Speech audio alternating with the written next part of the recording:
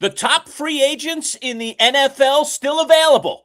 Which teams are a perfect fit? And the final day for our big raffle. Do you want Muhammad Ali stuff? Do you want Angelo Dundee stuff? Do you want some cool golf hats? We'll talk all about it. The Manchild Show with Boy Green Digital, live on a Monday, starts right now.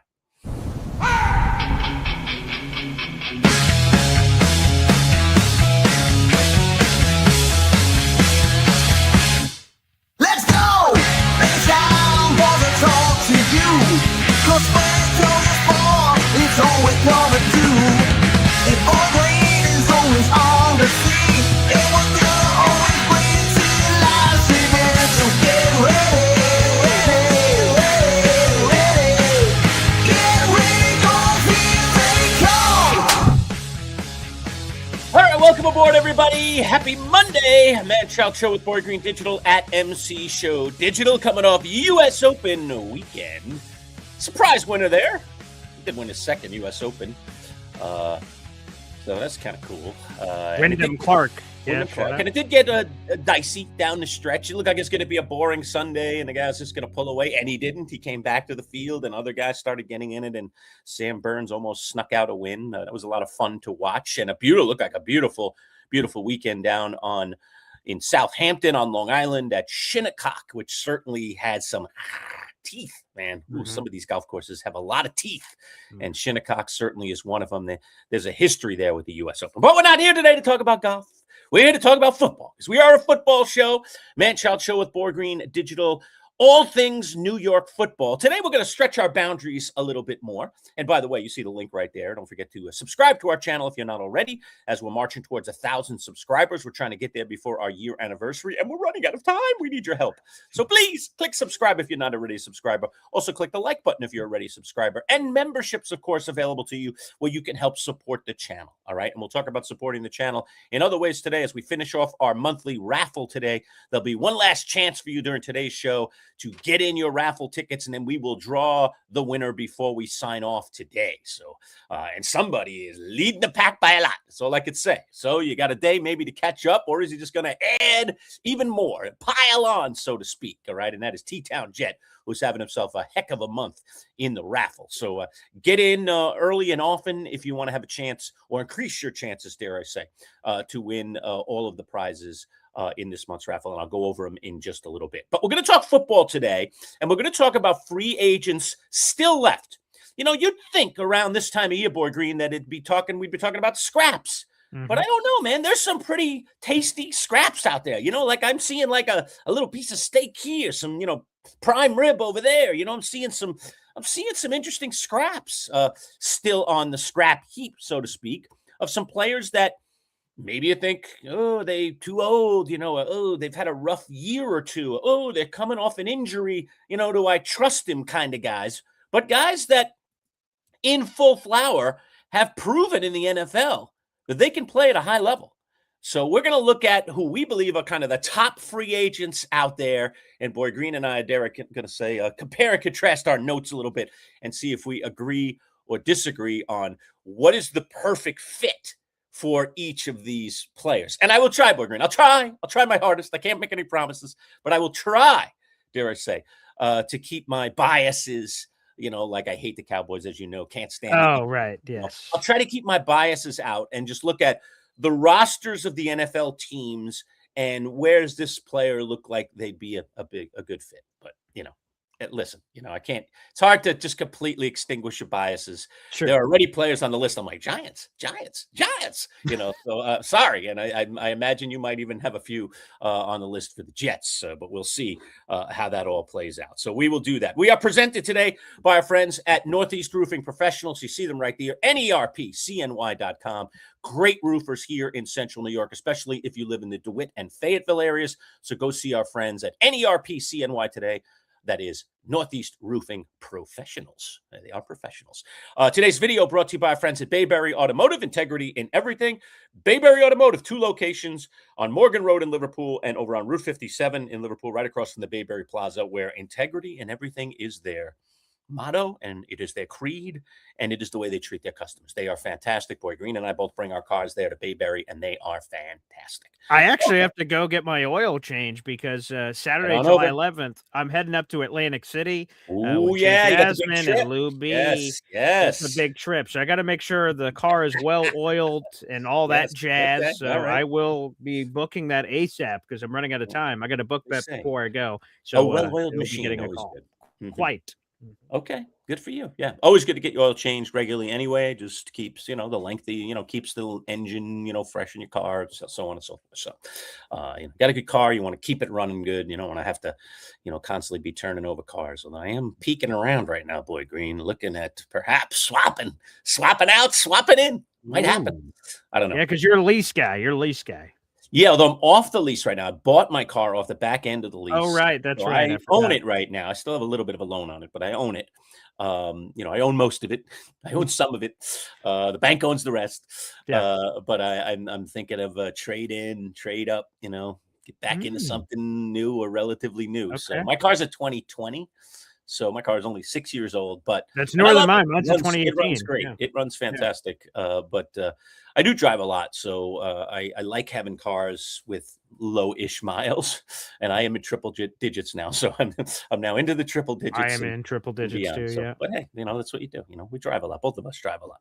All right. Well, yeah, you could tease. Maybe we'll later in the show. You could tease that trip and everything that's going on there. That's going to be a whole bunch of nutty jet people hanging out, talking jets and partying around the jets and so on and so forth. So, okay, but today's topic is going to be about these free agents. So we both kind of compiled a list of top free agents out there. We'll go as deep as we want today. We'll just have some fun messing with each other, dare I say.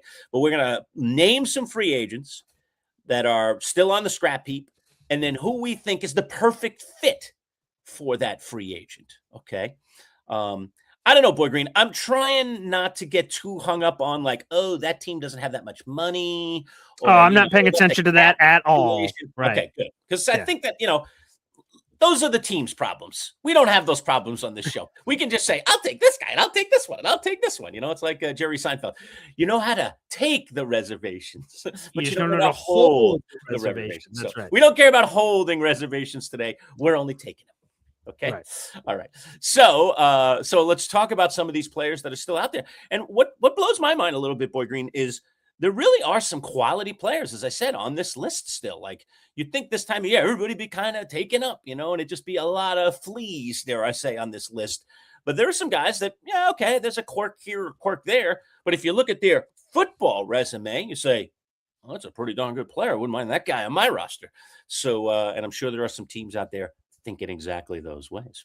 So without further ado, you go first. Pick a free agent on your list, and we shall discuss.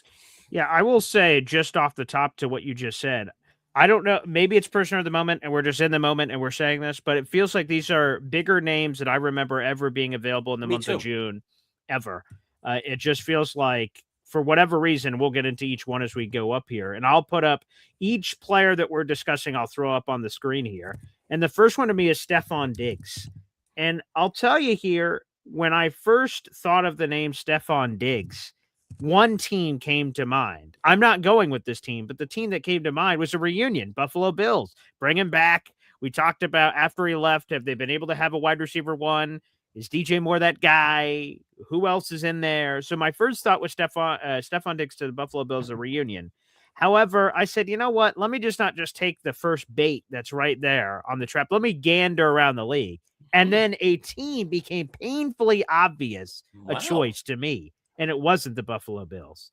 It is your old compadre, Daniel Jones in Indianapolis. I think the Colts are the perfect fit for Stefon Diggs. And here it is. Here's the depth chart. I'll go through this for a few of these players. They have Alec Pierce, they gave a big bag of money to, but he had surgery, so who knows when he's going to be back.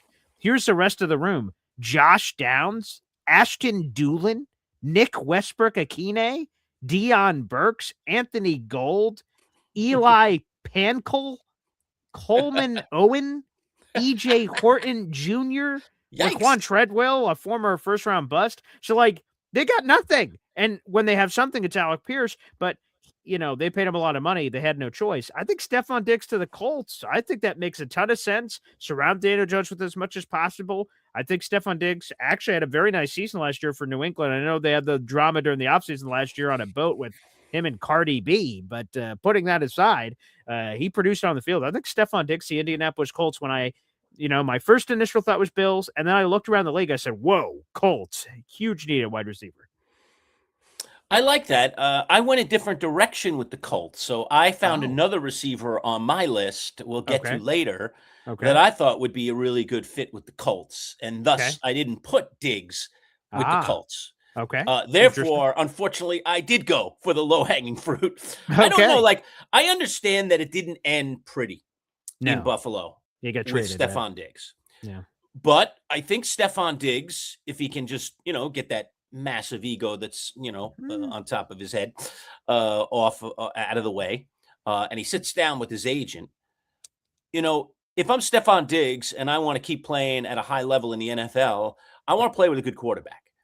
And I think that in the last couple of years, he's kind of, dare I say, been compromised a little bit in terms of the quality of the quarterback that he's played with. Wow. Yeah, well, didn't he play? He played for Houston last year, right? And New England, Drake May. The Patriots, and then what's it, the Houston? Yeah, it was Houston before. Okay, so it's Houston. That's pretty good quarterbacks. Drake May was second in the MVP voting, and then C.J. Stroud's been pretty good, relatively speaking. But come on, we're not going to compare right now Drake May to Josh Allen. I mean, Josh Allen is, he's the gunslinger. He's he's arguably in many people's eyes the best quarterback in the NFL. Right? He's not Josh Allen, especially with Mahomes a bit compromised here in recent days. And what will he be this year? I think it's not a stretch to say best quarterback in the NFL. I'll raise my hand. Josh Allen. Thank you very much. I'll take Josh Allen. Okay, sure. Josh Allen, please. I think a lot of people would take Josh Allen. I don't think that's being Bill centric at all. I think it's just looking at the league. Drake May's an up and coming quarterback. I think he's got a lot of potential, enough potential that I drafted him in fantasy, as you know. That's true. In the final round of the draft, he went. And he won it. Yeah. Nobody was rushing to get him. He didn't go till the final round of the draft. So if you thought he was that great, Boy Green, where the heck were you in last year's draft? I mean, this is only a year obviously ago, I was wrong. I didn't, and then he was second in MVP voting. Some Patriot fans believe he should have won the MVP, which is neither here nor there. Well, that's soft schedule. We'll see what they do this year. I'm very okay. So where do you think Stephon Diggs? Did you say? I like him with the Bills. I still think the Bills need another piece. And I think he's going to be familiar with the quarterback. He's going to be familiar with the offense. And I think that he's a fit in Buffalo. I think Buffalo still needs another piece. And so, and I think he'll come. I mean, I don't know. You tell me. You tend to know a little bit more about these intricacies than I do. What kind of money can Diggs demand right now? I mean, he's kind of, he's been cast away. I mean, a team that had him, that just went to the Super Bowl, said, we're good.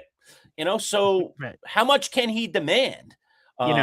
And I do have one other plan for Stephon Diggs, but I won't reveal that until we get to another player on my list. But go ahead. Interesting. Well, I mean, I'm glad because so we talked about this at the beginning of the show. You just said, Boy Grant, I don't know how you did this. If you were like, oh, this team doesn't have the cap space to possibly put this together. Like, here's the fact of the matter, Lurch. It's June 22nd. 22 is your magical day here. The later we get in the offseason, the cheaper everybody is. The money has been spent. The hay is in the barn. Teams have spent their money that they were going to spend. So I think in a general sense, I don't think any of these names, I'm not saying it's veteran minimum because that's clearly not true, but we're talking about a completely different pool. Who's a good example? Who's the Saints kid? Oh my God.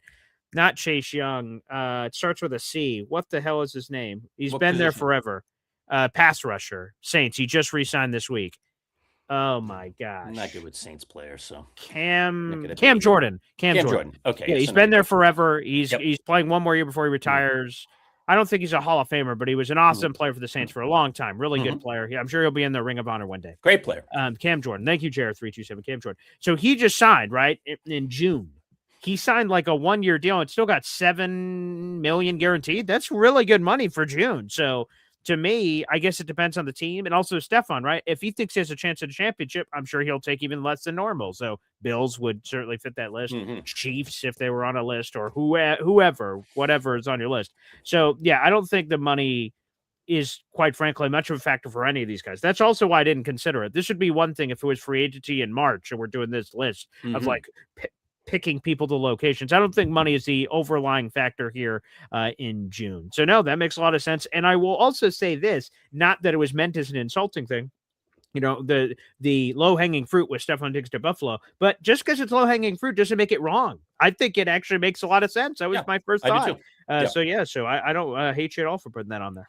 All right, but I have one other idea for Diggs, but we'll get to him. Okay. Off of. All right, I do my guy next, and then this will all make sense. Tell me the name, and I'll float it on the screen. Hopefully all right. I have it So another guy on my list of the top guys on this supposed scrap heap here, currently available free agents in the NFL, is Trayvon Diggs, the cornerback, once with the Dallas Cowboys. Right. Now, Diggs is, a lot about history of players. So Diggs, number one, has injuries that recently plagued him. All right. There was a bit of a falling out with the Cowboys. Again, the Diggs boys seem to kind of, they talk a lot. They're on social media a little too much. I think they're brothers. I know there's some connection. Yeah, Trayvon is the younger brother of Stephon. Yeah, Trayvon is 27 and Stephon is, let me have this here. He is 32. He's 5 years old. 32. Well, 32. Yeah. Wow, a little older than I thought. Okay, so anyway, so I have these two boys here. And the thought is, number one, I mean, like, why not bring the brothers together? A 2-for-1 special. They once were probably in elementary school together, high school, well, 5 years apart. They didn't quite make it, They wouldn't have been together in high school. They wouldn't have been together in middle school, I guess, or elementary. Only 3 years. Elementary, you could, right? 6 years. 6 years of elementary. First, maybe, possibly. Yeah. Okay. So, so let's get them back together. I mean, come on. Let's have a Thanksgiving dinner with family, dare I say. Trayvon to Buffalo? No. Here's my thought. Oh, okay. Oh, this is a different plan. Okay. And Stephon to my Giants. How does that not make sense? We need a corner. Yeah. We're chucking all these old guys at the proverbial Velcro wall these days. Juju, how about Odell? Hey, let's give Juju a chance. Hey, how about Berrios? Let's throw him. Nobody wants any of these guys. How about we get a guy that maybe more people might want? He's a guy that moves up in that rotation. If indeed Neighbors is not there for the beginning of the season, which still seems to be a thing out there in Giants world, you've got a legit guy who could definitely be an understudy guy for a bit. All right. And you get them, back together. Well, you get them together. They probably played together in youth football or something. It was somewhere along the lines where those two guys must have been on the field together, even though they're 5 years apart. Well, my thought is, why not put the boys together? All right. Maybe that helps kind of, create some glue, the kind of both have been kind of problematic in the places they've been. Now they come together. Maybe they're not a problem anymore. The Giants, good young quarterback, a lot of weapons, right? Why not? And I love the idea of Trayvon Diggs, who I hated as a Cowboy, by the way. Couldn't stand that arrogant you-know-what, all right? Now he gets to get revenge, dare I say, on the Cowboys, as he's now on a Giants roster that hopes to pass by the Cowboys and become, move their way towards the top of the standings in the NFC East. So I like the Diggs boys as a pair in New York. Okay. Wow. A pair of Diggs in New York. Do you dig it, everybody? Do I dig it? I will say that would be a cool viral moment in training camp when Stephon Diggs lines up at boundary receiver and Trayvon Diggs says, I got this one. And you have a clip of Trayvon and Stephon one-on-one in a drill or in an 11-on-11. Like, that would be nuts to see at the NFL level. You could count how many times brothers in general have been at the NFL level. Eli, Peyton, these guys, like, go across history of brothers, the Watt brothers and so many others, of lining up against each other. Because normally you just don't have a lot of those opportunities. JJ and TJ are both pass rushers. They never face off against each other. To have the wide receiver corner thing, and that's a very mano-y-mano kind of position battle, too, in the National Football League. That's cool. Well, Lurch, I'll tell you, I don't know how often we're going to agree on this list because we didn't reveal our perfect team fits for each other, but I have Trayvon to the Giants. To me, and I go to that last layer of what you just said. So, sure, you need a corner. Trayvon's a corner. That makes sense. He obviously has upside. He's still only 27 years old, so he's had some bad years, injuries. So he's had some rough years and then injuries, but he's still 27 and he could possibly stick it to the Cowboys. Wouldn't that be marvelous? That's almost worth it on its own. Exactly. Let alone the fact that you actually need a corner. So yeah. And he's going to come cheaply too, because of everything that's happened. Definitely. Trayvon is going to come cheaply. Yeah, I Stephon, think I'm not much quite cheaper than sure, Stephon. but Yeah. Trayvon is going to come cheap because Trayvon, wherever he lands, it's going to be a prove it deal.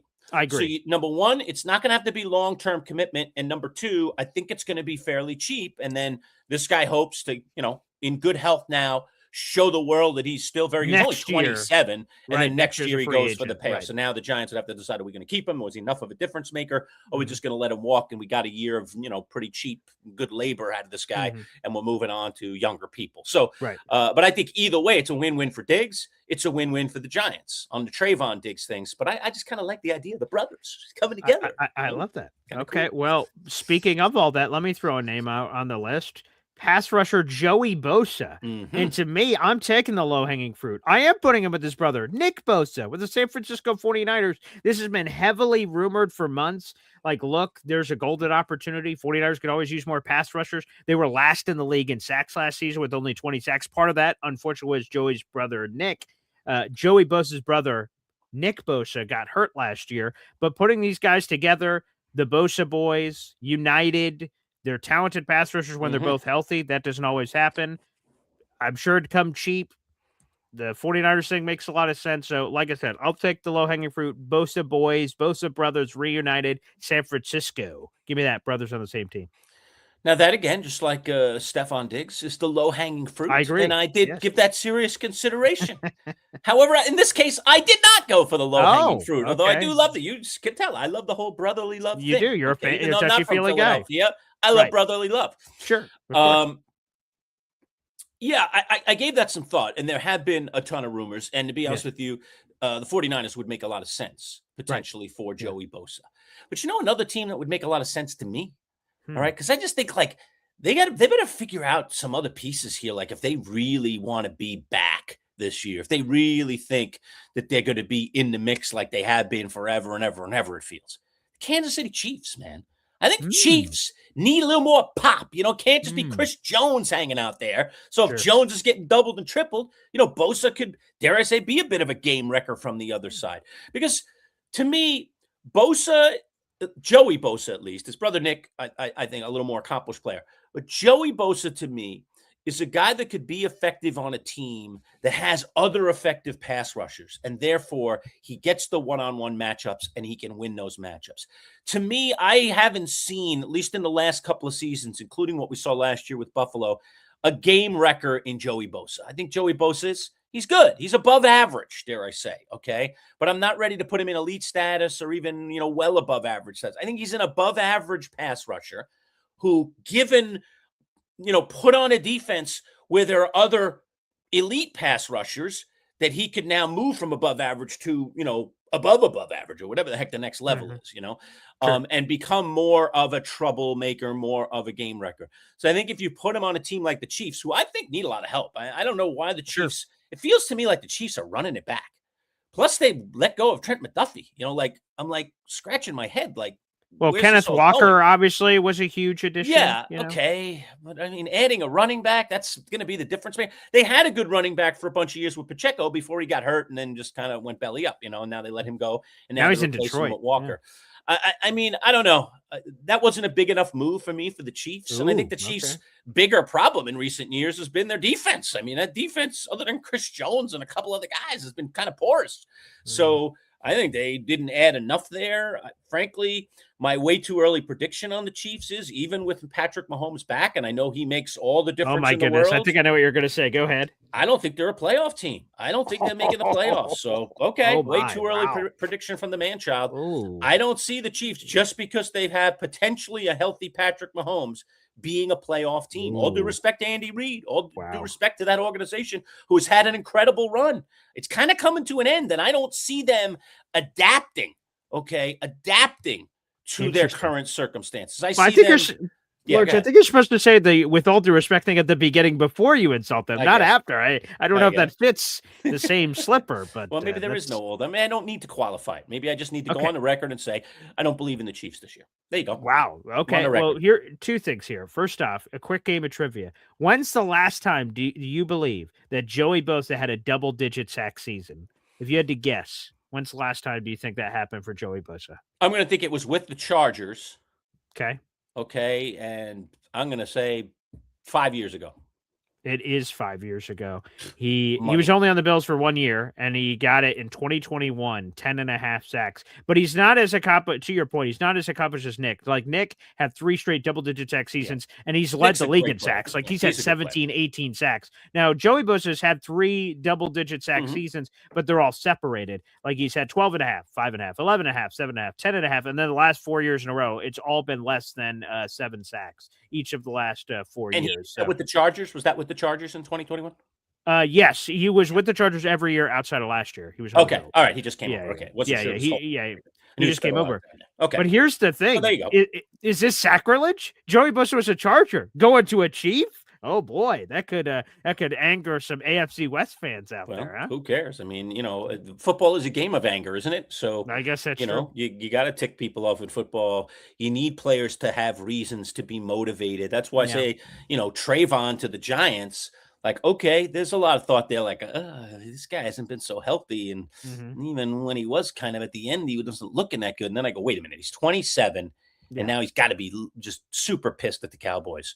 So let's put him on a team that plays him twice a year, man. Let's see if this guy is pissed enough to be a difference maker for the Giants. We give him a chance to rebuild it with us. And he's got extra motivation because he gets to face teams that he hates every year a couple of times. I love it. So bull and the color red. You're trying to combine these two things here for Trayvon I guess so. Diggs. Okay, interesting. Well, I'll take what I can get, man. But no, I just it makes a lot of sense. So I think a lot of times when players do move from team to team, there can be, dare I say, an extra, little intangible to, okay, this guy makes more sense with me than say he does with that team over there because there's a little extra juice here for this player. So I think Diggs would love to be roaming the secondary with the Giants and, doing that against the Cowboys twice a year. I think there's a huge motivation there. So Joey Bosa to the Chiefs. Playing against his old team, the Chargers, who let him walk. You want to pay him big bucks? Let him walk. Okay. Chance to come back, get a little revenge. I like it. Okay. What's the next name on your list, Manchild? Here's a name on my list. Okay. Deebo Samuel. Man, why is Deebo still out there as a free agent? Man, Deebo's a good dude. He's had good seasons. He's a versatile guy. Maybe he's not quite what he once was. What is Deebo? I'm going to guess Deebo's a 30-ish guy. Well, let's take a gamble. Guess that sounds about right, but let me see what the internet says. Guess 30 for Deebo. He is 30, right on the button. 30. How about that? Yeah. Okay. Yeah. So 30-year-old guy, all right, receiver, physical guy. I don't know if he can be the physical monstrosity that he was in that Kyle Shanahan offense for a while because they were running him quite a bit on top of his receiver duties, and he became an incredible weapon. I remember having him for a couple of years on my fantasy team. I was like, go, Deebo, go. I mean, there was one year in particular that I had Deebo, and he was on the Niners. I was like, wow, this guy is electric, man. He's getting me touchdowns, rushing touchdowns, catching touchdowns, yards after the catch. I mean, he's a beast. He is coming off a solid season with the Commanders. And he is. So he was with San Francisco forever. Then he went to the Commanders. He had 72 catches last year. That's the most catches he's had in 5 years. So, like, the catches was pretty good. Again, he's never been a high yards guy. Correct. Once he went over 1,000. That was 1,400, an amazing season, but that's an outlier compared to the rest of his career. He had 5 touchdowns. Like, these are fine numbers. I don't know if he's clearly number one wide receiver anymore, but these are very fine numbers he had last year with the Commanders. Yeah, he's probably not a number one anymore, but I think he makes sense to me when I look at fit. Let me hear it. Okay. You had Diggs going to the Colts. I got Deebo going to the Colts. Oh, wow. I like that. Okay. I really like the fit there. I think that's a guy's a big target. Daniel Jones, a little bit off sometimes. I know him as the Giants quarterback. Yeah. Deebo, big guy, long. He's got a great catch radius. Sure. Like guys with big catch radiuses. And I just think he's a good physical player. So I like Deebo to the Colts rather than Diggs to the Colts. And Deebo 2 years younger, by the way. That's true. All right. Well, you're flip-flopping. You're like guys like you're saying, oh, yeah, Paul, you like him for that team, but I like him for this team. Well, okay. I like Deebo Samuel for a team you just mentioned. The Kansas City Chiefs is who I like him for, because if you look at the Chiefs receiving core here and we take a gander, so you have Rashee Rice, who just got out of prison. So, I've seen the movie Longest Yard. So apparently you could get, back in shape in prison. So that's wonderful news for Rashee Rice. But then we look at the rest of the room here. Xavier Worthy, Tyquan Thornton, Jalen Royal, Cyrus God. Allen, Nico Ramingo. I've never even heard of some of these people. And so to me, wide receiver's a big need. And Andy Reid is creative offensively. Deebo Samuel can run the ball. He can catch the ball. And you put that versatile player in the hands of Andy Reid, I think Andy Reid could get the most out of him. So to me, it would be super exciting to see Deebo Samuel on the Chiefs. They clearly need depth. And who knows Rashee Rice? He's a volatile, unpredictable player. When he's on the field, he's really good, but all kinds of craziness in Rashee Rice's life is going on. I think Deebo Samuel would be a lot of fun, and I think Andy Reid could get the most out of him. I like Deebo to the Chiefs. Deebo to the Chiefs. It's not bad. It's not All right. bad. I don't It's not really bad, have I don't have a strong retort to that. I agree that Excellent. they're like to think that Xavier Worthy, is, Yeah. running out there potentially as your number one is like, wait a minute, can we do? I said this earlier, I felt like for a while and still kind of sort of the Bills keep depending on Josh Allen to do it all. Right. And it doesn't matter. It's like Allen will make the receivers better. Doesn't matter who the receivers are. He'll create a wide receiver one because he's such a good thrower of the ball. And I think to a certain extent, once Tyreek Hill was jettisoned off, and we'll get to Tyreek Hill in a little bit, he's on my list. Oh, yeah, I got to put him on my list. Then, Patrick Mahomes was being asked to make, lemonade out of oranges, with Xavier Worthy and aging Travis Kelce and any other piece they could find out there on the scrap heap. And I was just like, come on, man, like Mahomes could arguably on any given year be the best quarterback in the NFL. And you're going to give him those kind of weapons. Like, come on, man, respect your quarterback, man, respect the guy.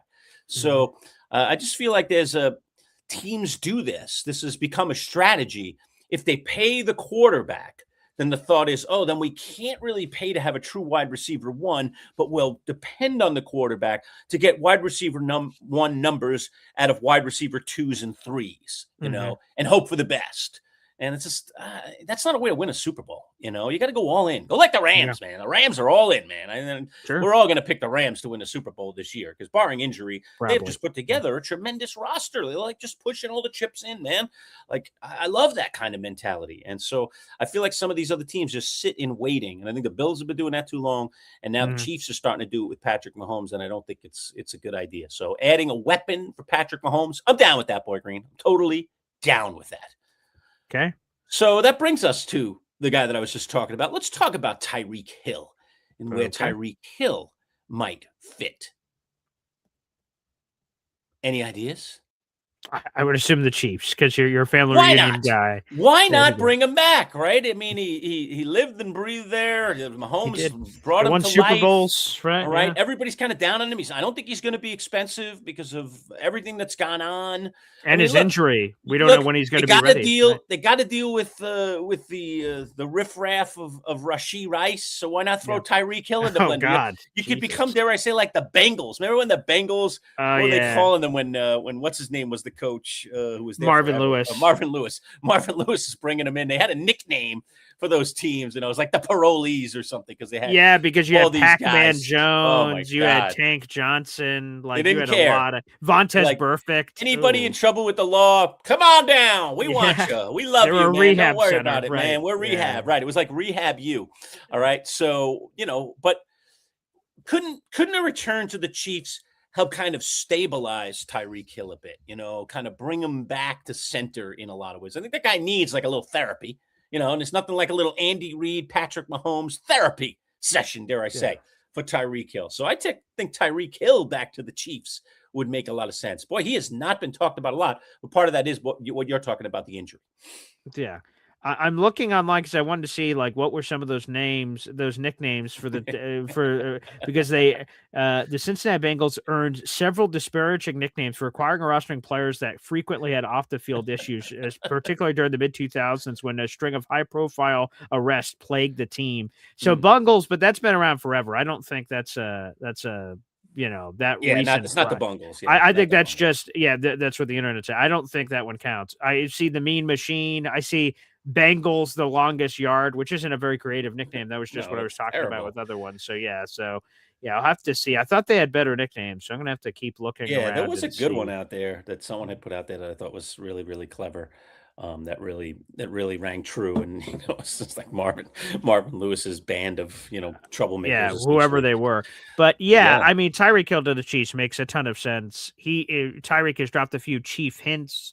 Again, he had it happened against the Jets, as a matter of fact. Week 4 last year, Monday Night Football, Tyreek Hill caught a pass and awkwardly fell out of bounds, and he had a very gruesome. Look it up, people. I'm not showing it on the screen. A very yeah. gruesome, disgusting leg injury that could have cost him his career, and we don't know. He's not back in the NFL yet, but um, that happened at the end of September, early October. So I don't know when he's set to be healthy, but the Chiefs are unique because they know him very well, and you wouldn't need to rush him. You could get him back whenever he's ready in the Chiefs. While Manchild may not be thinking about the playoffs, the Chiefs always seem to be thinking about the playoffs, and they can think of the long game there. Tyreek Hill.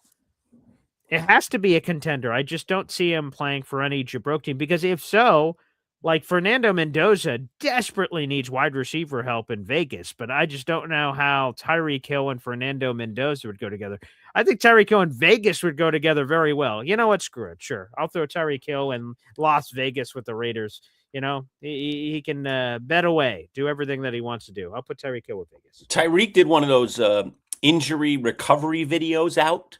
Oh, okay. Very recently. It's just, All I'm right. looking at I've an not article seen it.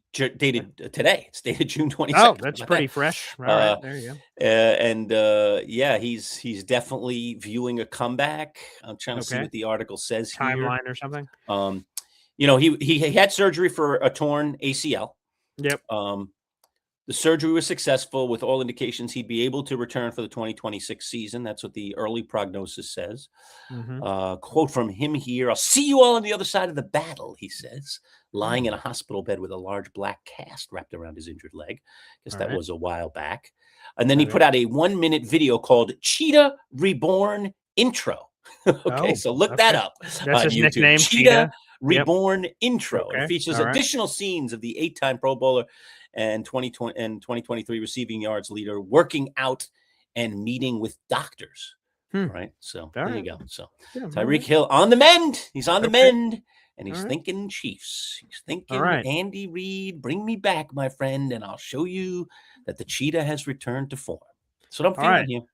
Okay, I like that. All right, I'll throw another random name out here. Let's go. Oh, come on, Jet fans. Your favorite old friend, Mekhi Becton, Fatty. of course. Fatty boy.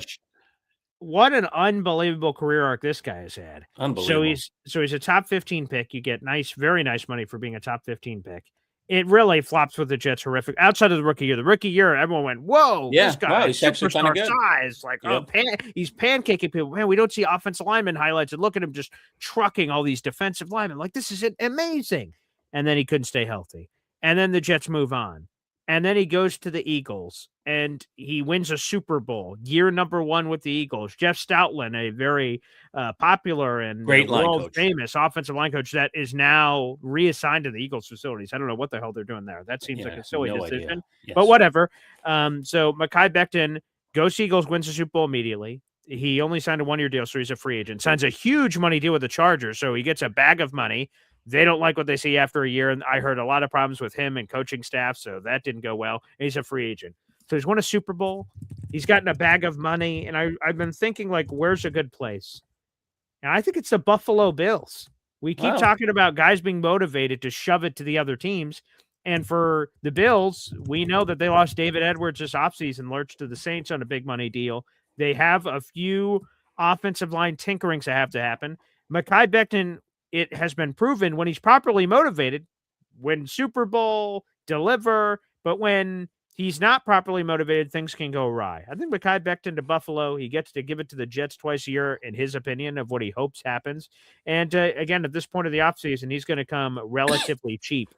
So I think Mekhi Becton to Buffalo inside the AFC East. And again, if you're the Bills, it's low risk, high reward. If you bring him in as one of your 90 players in camp and he's fat and sucks, you cut him and move on. Who cares? If he's halfway decent, maybe he can even be your starting guard this season to protect Josh Allen. So I think it's a win-win potentially for Buffalo.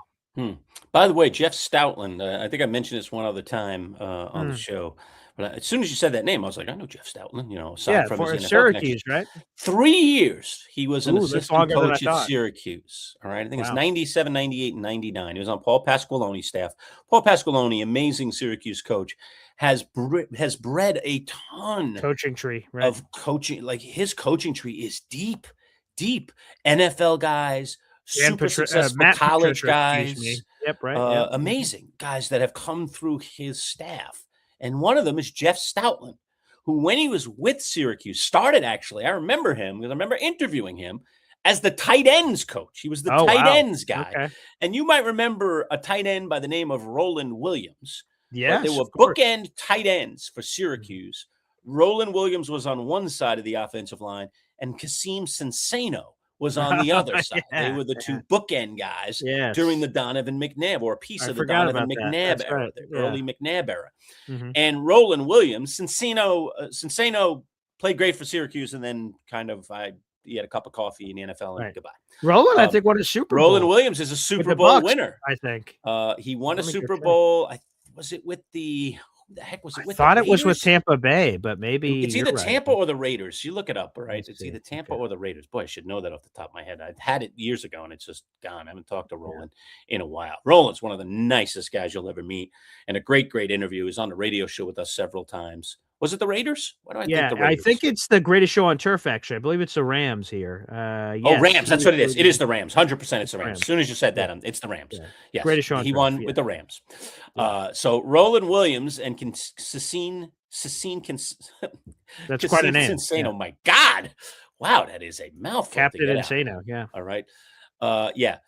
Kasim Sensano. Okay. Kasim Sensano. Got it now. All Although right. he played in 2 Super Bowls, he won the He greatest did. show on turf. He was on the Raiders in the Raiders-Bucks Super Bowl. He was in the went to the Raiders Bucks Super a Bowl year too. too late. See, that's why it was unfortunately. sticking with me about the Raiders. Okay, so Yes. he won one with the Rams and then went back to the Super Bowl with the Raiders, but didn't get a second ring. But he has a ring. Roland Williams has a ring. Hey, All right. that's- Kasim Sensano does not have a ring, but was a great Mhm. tight end for Syracuse. Yeah. And there was an all Big East tackle by the name of Mark Banowitz, who was one of the Mhm. offensive linemen. In Stoutland's final year at Syracuse, 99, he took over the offensive line. So he went from tight ends coach to offensive line coach. So he found his All right. passion for offensive He line found his here in passion Syracuse. That's for crazy. offensive line in all places at Syracuse University. So Jeff Stoutland has a very, very interesting, Salute. interesting history with the Giants. I did not have Mekhi Becton on my list because wanna add him to your I list? didn't think he was one of the top free agents, to be honest with you. Therefore, fine. I'll go with your comments there All right. on Mekhi Becton only because Oh, you want him on the Giants? no, I don't want him on the Oh, Giants. okay. Frankly, I think he'd be better off staying on the scrap heap, frankly, but someone will probably Or eating it, I guess. because of his size. Someone's going to give this guy a flyer. Come on, how when could you're you just not? that big, Right. and someone says, "Come on, let's take him on as a second stringer." I mean, who knows? We could have an injury. At least he can, What do you have stand to there and lose? take up He has space. starting experience. It takes 2 or 3 seconds to go around the guy if he didn't do anything, for crying out loud. He's so big. So I mean, you just bought your quarterback 2.5 seconds just to get around the guy. Right. He's an inconvenient pothole in the road. Son of a, is. I got to drive It's around like a this thing. giant pothole that you can't get around one way or the other. So, or it's going to take you. You're going to circumnavigate the whole road, go to the other side of the road just to get around it. So that's Go down a exactly. different road. There's the That's fine. mentality there for Mekhi Becton. So there's a thought on Mekhi Becton. All right, before we continue our list, let's get a word from our sponsors. We are Yes. presented today by Northeast Roofing Professionals, NERPCNY.com. Today's video brought to you by our friends at Bayberry Automotive, integrity in everything. Also, when we return, one last look at the auction items, or the raffle items, I should say, that are going out the door towards the end of today's show. It's your last chance today to get tickets. I'll go through the items. You can get one last look at them. If you want to, again, get some raffle tickets on that. Membership, if you're not already a member, automatically 2 tickets. You could go to advanced membership to get 10 or 20 tickets, diehards and Hall of Famers, plus get a punch your ticket to our fantasy football league for our digital product if you become a Hall of Fame member. And then you could also gift memberships as well, or you could super chat, super sticker. Every $3 equivalent will get you a ticket into this month's raffle, which we will draw today. So I will review the prizes when we return. First, a word from our sponsors, then we're back. More of the Manchild Show with Boy Green Digital right after this. Finding the right local roofing company can be tricky. You don't want to hire the wrong roofers, or you could end up spending a fortune on repairs. The pros at Northeast Roofing Professionals can ensure your home is protected by a strong and sturdy roof. Locally owned and operated, over 30 years experience, free estimates, and competitively priced. Don't settle for an inexperienced roofing contractor. Turn to Northeast Roofing Professionals. Discounts for military and first responders. Reach out and let them put a sturdy roof over your head. NERPCNY.com. NERPCNY.com. Integrity is a word that some people just throw around in life. But at Bayberry Automotive, integrity is everything. Integrity of their mechanics, who are all experienced and certified. Integrity in the work they perform, with nothing but 5-star reviews from satisfied customers on Google. Integrity that goes along with family. A family-run business that treats you like one of their own. Integrity in everything. Bayberry Automotive. BayberryAutomotive.com. Located on Route 57 across from Bayberry Plaza, the premier choice for auto repair in Liverpool. All right, we are back. Manchild Show with Boy Green Digital at MC Show Digital. We are talking top free agents still available and their best fit in the NFL today. Go ahead, BG. Well, Lurch, before we go on, thank you to our comment section for some breaking news in the world of sports. So let's hit it. I didn't see this. Ladies and gentlemen, can I please have your attention? I've just been handed an urgent and horrifying news story. And I need all of you to stop what you're doing and listen. Wow. I did see this, actually. Before we hit the airwaves today, I did see this. So I know what you're doing. It's NBA, right? It's NBA. It is NBA. Yes. So shout out, and I thought there was a mistake. I had not heard this. I had not seen this. I guess I was in a hole. I was working out, watching a stream show, so like it wasn't normal ESPN, or else I'm sure it would have come up. But shout out to the Ball Knowers podcast. Hey, BG and Manchild, I'm sure you mentioned already. We didn't. But what was your opinion on Dusty May to the Maverick? I was working out. I was on the treadmill, just watching a show that's whatever streamed. That was probably recorded like 3 years ago. I have no idea. I watch it, and then I grabbed it. I worked out, grabbed a drink of water, came, sat down here, and continued my notes. And then Lurch popped in, and then we did the show. So I had not seen this. So this is fresh. Dusty, the Michigan head coach, is now to the NBA. What a hire by what a off the wall, stunning, surprising hire. Dusty May, good night. And then the other news that we'll package it all together here is Giannis is going to be moved in the next 24 hours, and the two finalists are the Miami Heat and the Boston Celtics. That's from Shams this morning. So Giannis is about to be moved, and Jaylen Brown apparently is now, like Sean Devaney. He joined us on Friday. Lurch, I know you weren't there with us, and Sean missed you, by the way. But during our conversation, he was like, I said, Sean, have you heard? Have the Celtics like slapped Jaylen Brown on the table yet? Or is it all just rumor mill? He's like, from everything I heard, they haven't put anything on the table. They've talked about it seriously in the building, but they have not put him on the table at his knowledge on Friday. And apparently they have now placed Jaylen Brown in said negotiation. So crazy NBA stuff in general happening right now and in the 24 hours. So Ball Knowers podcast, I absolutely did not see this. That is stunning. And apparently that's Jack, our former intern. So shout out to the Ball Knowers podcast. Jack is the one who sent this in. So no, I did not see this at all. Lurch, what was your first take on Dusty May to the NBA? Wow. I was shocked. I mean, I definitely was. I mean, his name has been bandied about in a lot of places because they had such a successful season last year. Right. And then, of course, like most coaches, I think he put out his old pledge of loyalty. I love Michigan. I was born to be in Michigan. You're just like, that means he's going somewhere. Like every time somebody puts out one of those statements that I love my school, that means they're moving. The Mavericks are confounding to me. I mean, they're obviously insane trade to move Luka and what they got for it, and it just didn't make any sense. They do have Cooper Flagg, who's exciting. They do, and that's been their savior, that they were so bad. Okay, and they got lucky and ended up. They got lucky and got Flagg, and now Flagg can become their centerpiece, and they can build around him.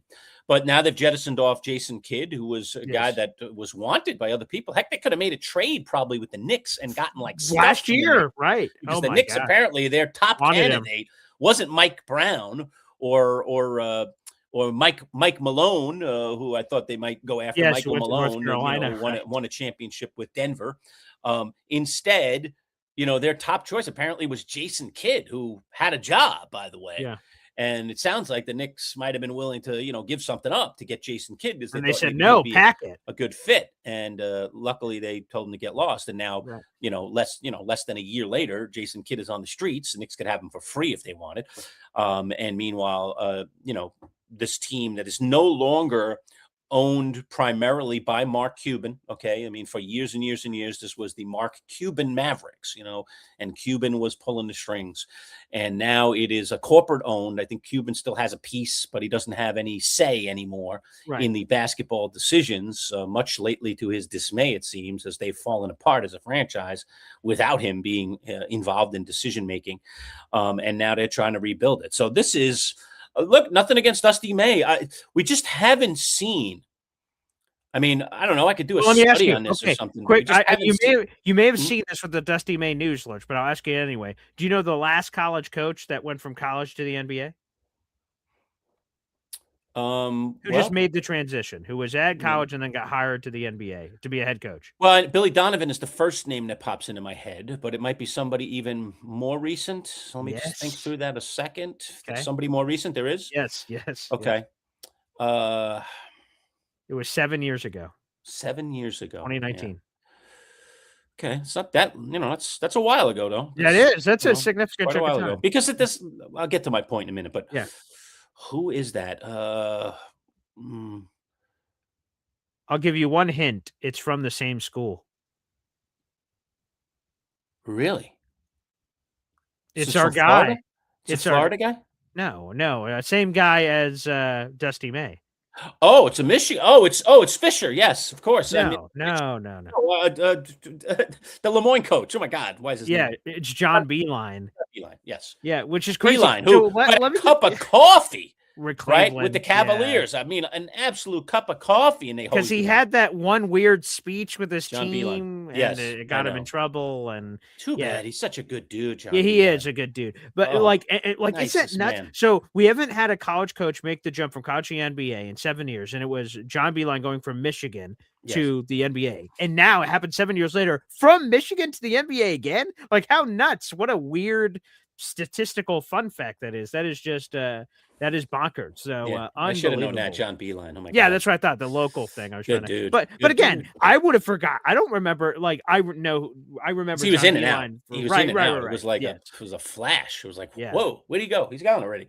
And Dusty was just in the national championship, for God's sake. So like, that's nuts. But here's the thing. I mean, I don't want to cast aspersions on Dusty May or any other college. That sucks. coach. To do this in June, that's messed up for your college, man. Definitely. It just hasn't worked. It's just rare. Oh, college to the pros you're talking about? That a college coach makes it in the NBA. I mean, even Pitino, who I think is one of the brilliant basketball coaches, period. I'm not even going to put NBA, NCAA, or anything else, high school. This guy is one of the brilliant coaches of basketball, period. Basketball mind, understanding offense and defense, all right, understanding player development, everything. This guy is an unbelievable basketball mind. And even he coached two teams in the NBA, my Knicks and your Celtics, all right? Two teams, two legendary organizations, all right? And it was fine. He did okay. He turned the Knicks into something before Pat Riley took them a step further. Initially, I think my recollection, you would remember better with the Celtics, was kind of good in the beginning, and then it went south. And then, that was the end of that. Then he went back to college after that, right? Who's that? Pitino. Oh, yes. Oh, well, I was thinking of a different right? name. Yeah, he had some success. It was fine, but no. But anyway, so here's a guy that's a brilliant basketball mind on any level. Right. And he couldn't make the adjustment from college to pro. Go ahead. Well, one person did. You'll remember him. I used to scream about him all the time on the radio. Brad Stevens, baby. Look what he did with the Celtics. And he was the head coach for a long time. Wildly successful. A lot of regular season titles, big wins, all that crap. Yes. And then he became the director of basketball operations. So he just won a championship. So, Brad Stevens, he had a wildly successful transition. But again, the list is small, to your point. Obviously. The list is very small, and Shout it's out to very you, elite. So this is a tough road, definitely, for Dusty May. I wish him luck. Yeah, of He was course. terrific at Michigan last year. Yeah. Well, welcome to the NBA, Dusty May. I Wow, can't crazy. believe that. That is When I crazy. saw it this That's morning, I was crazy. like, whoa, okay. Yeah. Yeah, you guys saw it with my face. I went, Mhm, "What?" That was mhm, incredibly mhm. surprising. So interesting. And what do you think on this? So I don't know any of this poly market stuff. That's above my pay grade on Oh, all the God, no. analytics. But Jack is saying that it's spiked in the favor of the like, for instance, apparently, like I don't know anything about this because I don't look, and I'm glad I don't look because that would have ruined it. We just watched Survivor season 50. Lurch Jack's also a Mhm. huge Survivor fan. Um, and this stuff apparently right before the year spiked in Aubrey's favor, and Aubrey was Okay. supposed to be the winner. So clearly stuff leaked. That's Yeah, how maybe. like it Probably. wasn't. Yeah, so like to me that sucks because that would have ruined the. I wouldn't Yeah, want to know that. I want to totally. watch Survivor. Not I want to do our fantasy draft normal, watch the season and enjoy it. I don't want to think I know who did it, Right. but he says that it's spiked in the Celtics' favor as if people know something. So those are the two finalists. Who do you think he ends up with? Giannis, Miami or Celtics? Giannis. I think the Celtics, because the Celtics have the one piece that you would want if you're Yeah. Milwaukee. Now, poor Jalen Brown, or maybe I won't say poor Jalen Brown, because Jalen Brown, right, just said after the Celtics season came to a screeching halt, this is the best season of I basketball, hate that he the said most that. enjoyable, I think. I'll try and use his exact word, the most enjoyable season of basketball I've ever had. So basically saying with his running mate out hurt basically the entire year, Yeah. and him, jacking up his numbers because he had to, that this was the best season he's ever had. And this is, by the way, coming off of a couple of years ago, winning a championship, for crying out loud. Not exactly the smartest thing to say on a podcast. And it certainly got some viral attention, dare I say, on the web, as it should have. So, okay. Well, he's going to have a lot of enjoyment in good old Milwaukee, getting shipped off there, because he'll be scoring all the points there. They don't have anybody else on the roster, which is why the heck Giannis needs to get the hell out of there, because that place is just a graveyard right now. And they're not a big market team, and they're not really known for their spending. Outside of Giannis, they have not spent all that much over the years. And it's in a small market. So now you come to, arguably the greatest NBA franchise in terms of championships. They own it. Mhm. So yikes. I mean, So so I your think gut tells you it's gonna be Celtics. Celtics, because Okay. I think Milwaukee is looking to rebuild this thing, and Brown is a really good player, and they could build around him. I would probably trade him if I was Milwaukee. I'd get him and then trade him for 1 billion picks or Could whatever do I that can get. too, Yeah, but yeah. they just end up with another really good player, Yeah. rather than now you're stripped and you have nothing, and you're Yeah. starting just with draft picks and whatever you've got left on your roster right now, and free agency, whatever you want to go chase. So now it makes a lot more sense to me for Milwaukee to deal with a team like the Celtics, where they get a bona fide superstar back, okay, for a bona fide superstar who's really had injury problems. That's the one Yeah. thing you don't inherit with Jalen Brown. He's been a really healthy guy. And as a solo guy this past season, at least during the regular season, he was pretty darn good. So Milwaukee doesn't take a step backwards per se, and maybe they have a trade chip or something else, or maybe it's more attractive for other players to come play in Milwaukee because Jalen Brown, perhaps in their mind, is more attractive to play with than Giannis is. So let me ask you this. Defending NBA champion boy New York Knicks, which I'm sure is never gonna get old for you. If the Celtics acquire Giannis, are you shaking in your boots at all? No, no. I So mean, he's a you fear them fantastic player. none. You fear them none. I always fear them because they always have a good roster. So I don't want to say that. Okay. I'm not going to be arrogant about it, but I like the roster that we have right now. Okay. And I don't think a team that has Giannis on it, is like, now we don't have any answers. I think the Knicks, can do things Interesting. All right. to slow him down. So no, but I mean, the Celtics are always formidable every year. That's why they have as many championships as they have. They put together a good roster most years. But they have And they Tatum, are, Giannis, they're an Derek White. attractive place for people to play, for basketball players to play. They have all those banners, and there's a lot of history, and some of that history is very recent history. So it's not like you got to go back to the old days. It's not like trying to bring it back. They always are in it. They just won a championship, right? Yeah. And the city loves basketball. It's a great city to live in. Sure. I just visited, as you know. Yes. It's a great city to live in. Well, So I've gone to there's a lot TD of Garden reasons. 100 times. That's Yeah. such a great arena. Yeah.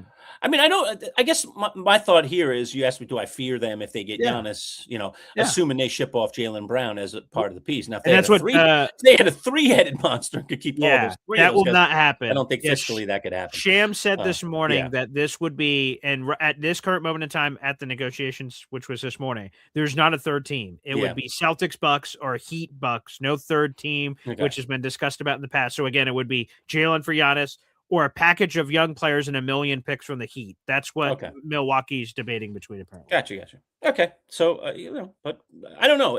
Like Brown Tatum was formidable. Yeah. Giannis Won a Tatum will be championship. formidable. Yeah. But is it more formidable? Not necessarily. Not necessarily. It's a good question. I would say That's this. a great question. I don't know. I would say Giannis at his max in good health, to me, is a better player than Jaylen Brown. Unquestioned. I agree with that statement. Yes. Because again, you can't forget this about Giannis. A lot of people will look at Giannis and they'll, think of his, how he can take over a game, how he can score the basketball. But the fact of the matter is he's also an outstanding defender, and he's long. He's very, very long, and he's a Big, great freaky. rebounder. Sure. Now Brown is a good defensive player also. But Giannis is an elite defender when healthy. Mhm. So, he's problematic for any team facing him, including my Knicks. So, I'm not quaking in my boots, but it's a different animal. It's a slightly different animal in Boston. But I think it will depend on if other that moves and happens. other Again, we things. still don't know yet, folks. It's just rumors at this point, but those are the supposed two finals. Jack, Yeah. thank you for the splash of NBA in the middle of our cool. show. So cool on that front. Before we go back into football and talk about some of these other free agents available on the scrap heap and where we think they fit best, let me remind people today is the last day for our raffle. You see the scrolling ticker below, or put up the other scrolling ticker if you could, Boy Green. I think we got the membership scrolling ticker rolling right now. Yes, just because we don't have any, we didn't have any raffles for this month, but I could switch it to leaderboard. The leaderboard. Yes, switch it over to the leaderboard. So raffle tickets are available for our raffle, which we will do live on the air towards the end of today's show. We've created a little wheel and we'll spin it and it'll land on somebody and we're going to have ourselves a winner. Here are all the prizes for this final day of our raffle for the month of June, which we always draw on the 22nd. This Ollie listed metallic, you hear it? Metallic poster. Very cool, put some dings in this thing, but it ain't going anywhere. This thing is fantastic. All right. Sonny Liston there on the ground. Muhammad Ali having clocked from our radio studio. That was in there. You go. Yeah, that was hanging in our studio for years. Ali was Liston, and the date, May 25th, 1965. Iconic boxing photograph. Along with that, inspired by this book. I received this book a number of years ago. It's called My View from the Corner. And it's Angelo Dundee, the guy who trained Muhammad Ali and was his corner man. He wrote the book along with a great boxing writer, maybe the all-time greatest boxing writer in the history of boxing, Burt Randolph Sugar. You see his name right below. And the book has a foreword by Muhammad Ali. The book's called My View from the Corner, and it is kind of Angelo Dundee's account of what it was like to watch Muhammad Ali, to be Muhammad Ali's trainer, to sit in the corner during iconic matches of Muhammad Ali's career.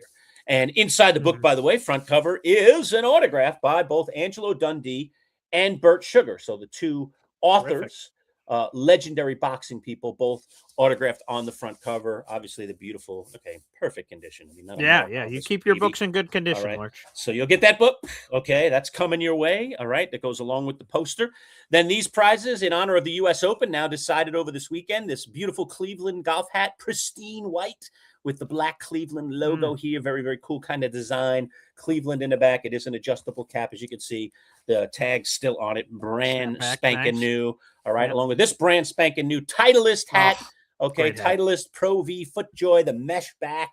Really sharp hat. I love this one. The red with the white that is just popping. All right. You're getting those two hats. So perfect little, dare I say, belated. Whoa, Lurch. There's a missing item. No, yes. I know. I'm reaching over. I just got to reach over to get it. I didn't forget about it. The Manchild Show with Boy Green Digital laser engraved 12th MC pint glass. Lovely little pint glass here. Beautiful. Yep. Logoed on both sides. All right. So that's coming your way as well. So 5 items. All right. 1, 2, 3, 4, 5 items going your way. All right. All for a raffle ticket. And how you get it? Membership, if you're not already a member, 2 raffle tickets automatically. Gift a membership, 2 raffle tickets go to you automatically. Gift 5 memberships, 20 raffle tickets. So we double it. It would normally be 10. We'll give you 20. All right. If you gift 5 memberships out there, several times we've seen that happen over the last few months during our raffle. That's an instant way to get it. Also, you could super chat or super sticker. Every $3 equivalent will get you a ticket. And then lastly, you could also join at a higher level of membership. The 12th Manchild is our lowest level of membership, and we appreciate anybody that joins us there. It's $4.99 a month. But if you join at the Die Hard level, it's $9.99 a month, or the Hall of Fame member at $19.99 a month. All right. You'll get 10 for Die Hard. For joining Die Hard, you'll get 20 for joining Hall of Fame. By the way, you'll get those every single month automatically in the raffle if you stay at those membership levels. And if you join Hall of Fame membership, you will automatically be included in our Fantasy Football Digital League. We're starting a new league, all right? And anybody that's in the Hall of Fame level will get into that league. So become a Hall of Fame member and you get that perk as well. As I told you, Boy Green, I'm ordering a WWE belt. I can't wait for that. For the championship of that league, and that person who wins the league is going to get that belt. You're going to get to have that belt, baby. So and a very, reminder, very cool stuff. So all of those items that Lurch just showed, we're going to give away at the end of today's show. Today's show is the 22nd. We're doing a special. Normally, we just revealed the winner here on the 22nd, but we're giving you a bonus day. We're coming off Father's Day weekend. It was marvelous. Why not? So Right. again, a bonus. So all raffle tickets are, and also you'll see it at the end of the scrolling ticker. PayPal, Venmo, also an option. Lurch, what's that? At MC Show Digital, is that correct? So PayPal, Venmo, That's skip correct. YouTube entirely and just go right to the jugular. Yep, and I'll get alerted on my phone, and I will let you know if anybody jumps in on PayPal or Venmo. So a great way to do it as well. All right, so instantly get in on the raffle. Again, today's the final day, so if nobody gets in, then we already have the wheel set up. If anybody else jumps in, we'll correct and amend that wheel before we spin it towards the end of today's show. It's going to be fun to see who wins the raffle. Right now, one guy's got a giant block of the wheel. It's freaking huge what T-Town Jet has done this month, but maybe someone could get that to shrink down a little bit if they jump in and get some raffle tickets for themselves. But as they say, one ticket you could win. That's just the beauty of a random draw and a spinning of a wheel, is anybody can win it. So you might have half the board covered and you still may not win. We've all done that in roulette, right? We've thrown it out. I got all these numbers. There's no way I can't win. It's like, 000. Oh, no. I didn't think of that. Or you put all your money on black or red and it lands on 00 or 0, which is green, which is neither, so they put two extra little spots on the roulette wheel just to mess with people who think they have a 50-50 chance, right, of winning something. But just to make the odds stacked a little bit in favor of the house, they add 2 green slots, 0 and 00, just to tilt the odds for either one in favor of the house, which is how the house, by the way, makes money, which is how casinos stay in business, folks. So we all have probably won at the casino, and we've probably all lost at the casino. But in case you haven't noticed, most of us lose more often than win. And that's the big shiny buildings. The odds are against it. The odds are against you, man. So there you go. Hey, real quick, Lurch, just random news coming in. I'm not going to play the Ron Burgundy breaking news, but what we're all waiting for right now is we're waiting for training camp to come. It's next month at the end of the month, but the NFL just released all the dates for every team. So Lurch, mark your calendars accordingly here for your New York Giants. This will be, first off, they're going to be in East Rutherford, then they're going to West Virginia. So shout out to Harbaugh. That's a Harbaugh thing. I saw that. They're doing a West Virginia piece of camp. Yes, I saw that. That'll be at White Sulphur Springs. I've never heard of that before, but he's going out to West Virginia. The rookies report for the Giants on July 23rd. The first practice is the 28th.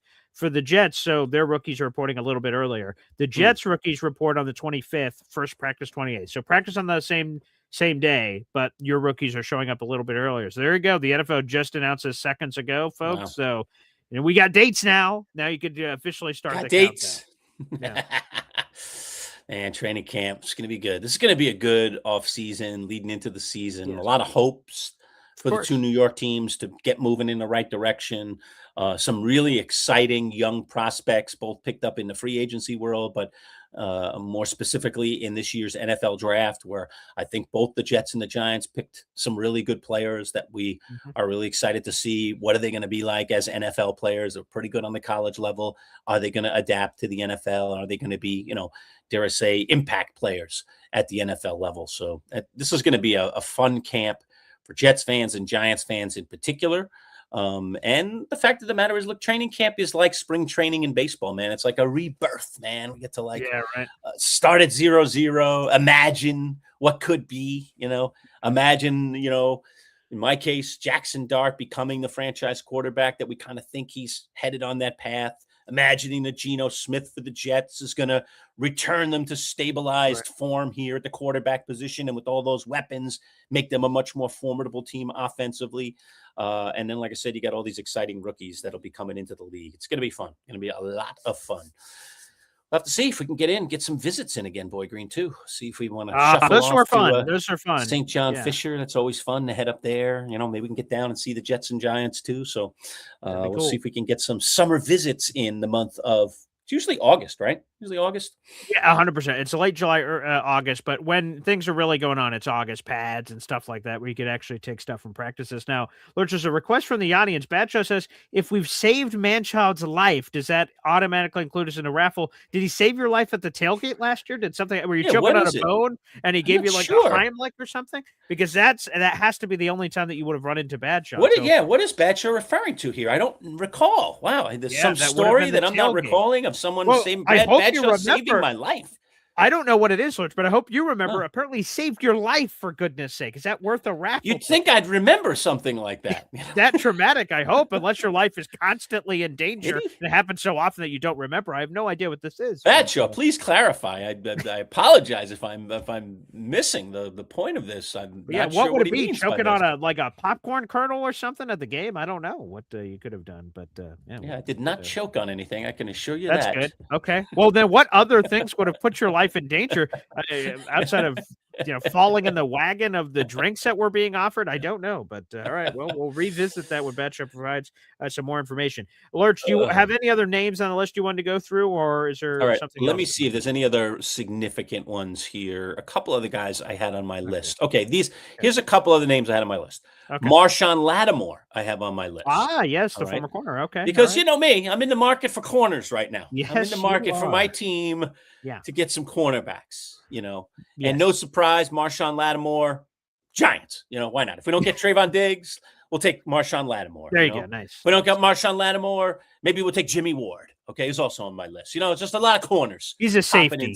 Ward's a safety, right? Yeah. But you need help all over the We're secondary. looking for these secondary guys. We're looking for guys that can, cover people, dare I say. Right. So there you go. So so those guys, are landing on my list just because I'm so hypersensitive. One guy we didn't mention, and I know he's on your list too. Let's do him before we pack this in, pack this topic in, and that is Bobby Wagner. Oh, right? yes. Okay, legendary player, linebacker. Was with the Commanders last year. Most recently, that's correct. Yep, last year. Yep. But obviously had a great career with the Seattle Seahawks. Oh yeah. I got a good fit for Bobby Wagner. You want me to go first? I do too. On this one? Yeah, I think please. Bobby Wagner would be an excellent fit for the Jacksonville Jaguars. I think he'd be really good for the Jags. They need a guy to kind of captain that defense, be in the middle. True. I think he's a really, really good fit. Also think, if I can recall correctly, when I was doing some research on this, that Wagner has some ties to Jacksonville and their coaching staff. So there might be some connections there for Bobby Wagner. I'll look that up while you're telling me where you think Bobby Wagner belongs. But I think there's some connective tissue there for Bobby Wagner, which also led me to, hey, this makes a lot of sense. Yeah. Okay. I don't know what that connection is, so hopefully you find it. I would just say Bobby Wagner to the New York Jets. I only did this once on the list, and it's him. Now, here's the tough part about Wagner. So we need a linebacker. That's true. Wagner is a linebacker. That seems like a fit. But, how does he resonate with another really vocal leader on the team in Demario Davis? Do they fit on the field at the same time together? Is he willing to accept a lesser role at this stage of his career, or does he just want to be a full-time player, and if that's not available, he retires? That I don't know. It gets a little messy because Jamin Sherwood, they're paying a lot of money too. Does he just go to the bench? Is he working with Wagner? What happens there? So it's a little messy, but it makes sense because that's a need. So I Bobby Wagner to the Jets. And the only other name I have on the list, I know you're about to give us a Wagner nugget, Jadeveon Clowney I had on here, who's a former number 1 overall pick. We've had so much touchy-feely during the show. Well, Jadeveon Clowney back to the Texans, who took him with the number 1 overall pick. He's been a mercenary.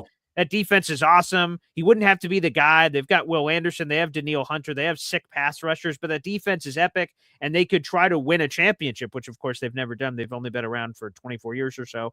But it would be cool for Clowney to go back where it all started and potentially, win a championship and do something special. So shout out to Clowney. More homecoming feels, but yes. Did you find your stuff on Wagner? No, I'm not finding a connection. I thought there Yeah, was. I didn't hear about anything with Jacksonville, but maybe there's something deeper on the staff or something. I found a nice article here written by a guy down in Jacksonville. Okay. Who agrees? Says he'd be great as a centerpiece of sense. this defense. Yeah. Blah blah blah. Yeah, just a lot of connective. Like, hey, we think this is a high need for the Jaguars. And have a veteran guy there in the middle makes a lot of sense. I'm also seeing some arguments out there for the Bengals for Bobby Wagner. That would make some sense. That defense needs help desperately. But yeah, hey man, even one of your people here at on Heavy. Look at this. I just found a Heavy article, Boy Green. Okay. All right. Let's see who wrote it. That'd be funny if I wrote it, but written by a guy named Dave Holcomb. I don't know who that is, but okay. And he said it would be tremendous for linebacker Bobby Wagner to return to the Seattle Seahawks one more time. But from a football standpoint, there are probably better fits. And on Monday, ESPN's Matt Bowen argued for the best landing spot would actually be the AFC South and the Jacksonville Jaguars. So they're a young team. I can understand the leadership and everything else. So sure. Yeah. All right. They got the DC Anthony Campanelli, right? Which is Campanelli. Okay, connected to the Campanelli who was up here, right? I think it's his brother. Oh, really? Yeah. I didn't know that. Okay, yeah. cool. So Campanelli is that's a household name in assistant coaching world. So we had a Campanelli brother up here at Syracuse. Blah blah blah. Yeah, I'm not finding that connective tissue I thought was there. Right. I could be wrong about that. I might have been thinking of someone else. So apologies there. I think it's a good fit. So all right, Wagner, Lurch, you want to the Jags. I don't know if you want to wait till later, but do you want to spin that wheel right now? I don't know if we've gotten any more activity or something. If you've gotten let any me double Venmo check. All right, we will. Let's spin the wheel now. I would love to do that. All right. Let me just make sure there's been no other activity. I'm checking my phone, make sure I didn't get any alerts. Sometimes you can miss them during the show. So no other alerts. Okay. Nobody else in the chat right now. Okay. I don't see anything. Okay. No. All right. I guess it is time to spin the wheel, Boy Green. We promised it. We shall deliver the raffle official to happen live. We happen to be on the air. We're not always on the air on a 22, but today we are. And so your thought was, let's do this. So, all right, let's pull up the wheel, man. Let's show how big a section somebody has on this wheel. So look at all that blue. Yes. All right. Yeah. All that blue. And it is blue, by the way. I'm colorblind. I want to make sure I don't get that wrong. T-Town Jet there. That's T-Town Jet. T-Town has been all in. That on is. this It's month's blue. raffle. Yes. Yep. All right. And then you see slivers of others. To see Jamie, the FedEx guy, Jose Engineer, two of our Hall of Fame members, right? They're getting automatic raffle tickets every single month, all right, just for staying at that level. Yeah. I see number one Austrian who's jumped in a bunch of times throughout this month. I see some smaller ones there as well. But, like they say, you got to be in it. Big Al, to win it, my friend. Mac is in there. Yeah. All right, so you're going to spin the wheel, BG?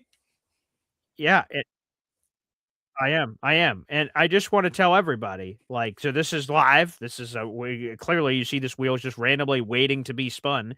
But that's a cool thing. I do this every single month on my channel at the end of every month or beginning of every month, however you want to say it. And people in the smaller slivers have won before.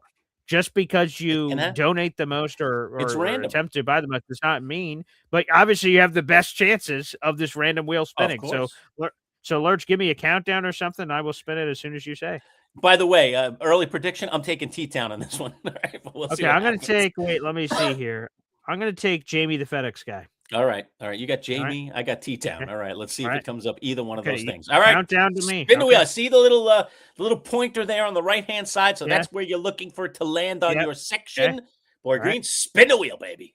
Let's do Here we go. It's spinning. That thing's moving, baby. Oh my God. Oh, there you go. That was close. T-Town pulls it out, but that was eerily close. Yes. Who was that one sliver at the end? Oh, my God. I will check it. Jeez. All right. Video it is. All right. Here's I'll come up with a cool video here. All right. I got something good here. All right. We'll go with this one. There's one thing I want you to do for me. What? Come here. What? Win.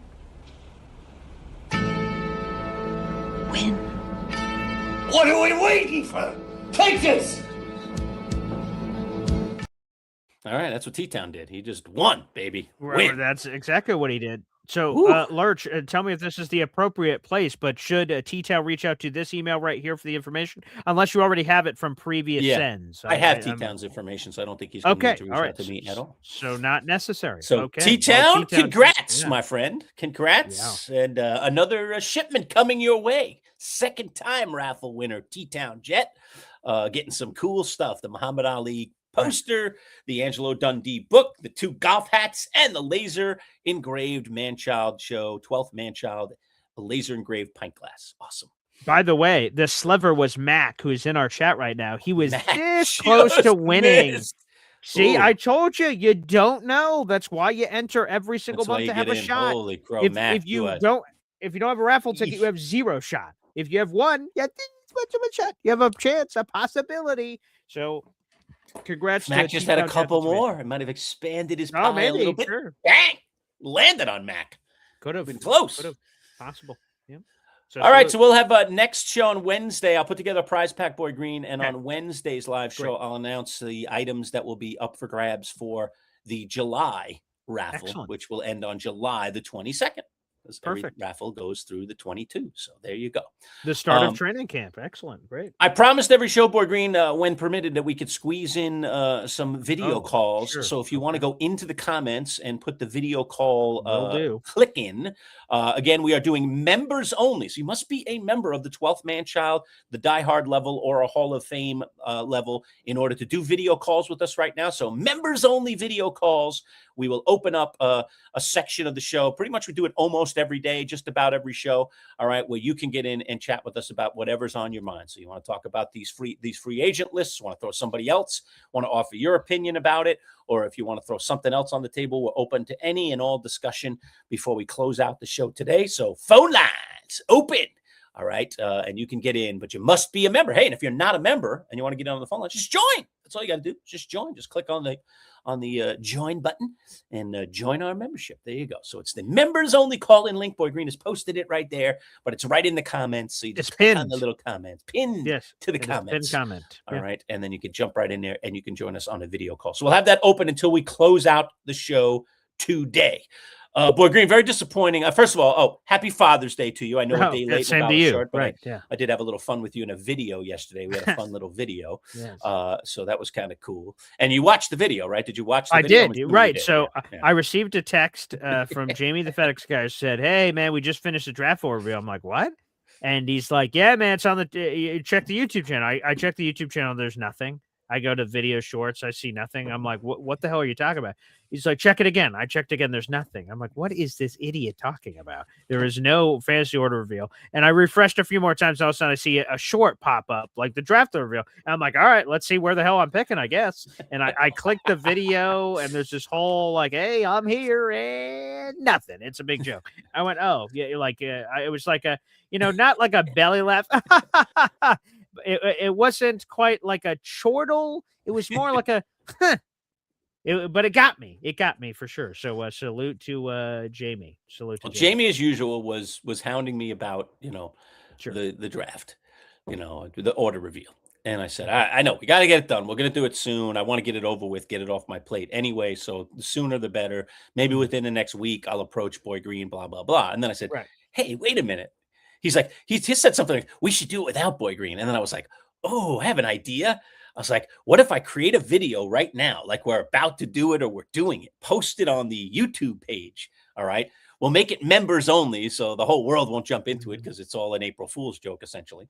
All right. Yeah. And then I'll act like we're about to draw the names. And then I'll just, I'll let the cat out of the bag and we'll design it for Boy Green to take a look at it and spot it and then go, what the hell's Lurch doing? And then watch it and then find out the joke is on Boy Green. So I said, all right, give me a minute. So I created a quick video and then I posted it very quickly on our YouTube. I made it members only so that it wouldn't go out to the masses. And, and then he I said, all right, you can text him now. Tell him we did it already. So he texts you like, so this is a kind of a conspiracy going on with me and Jamie just to mess with you. And then I put a little Father's Day message message in there for you at the end. So I thought that'd be a fun little way to kind of tease you about it. But no, I would never do the draft order review without you, Boy Green. So if you did, to be honest, I would have just been cool. All right, you guys did it. That saved me all the work of having to set up a whole show. So much freaking work. Up names, numbers, and everything. So if you did it, totally would have been copacetic. But yes, it looks like for folks that are curious about that, it'll be coming up this Saturday at 1:00. And I have confirmed with at least 5 or 6 people that will be joining us on the show, Lurch, including, I'll give a shout out to this guy here on the show.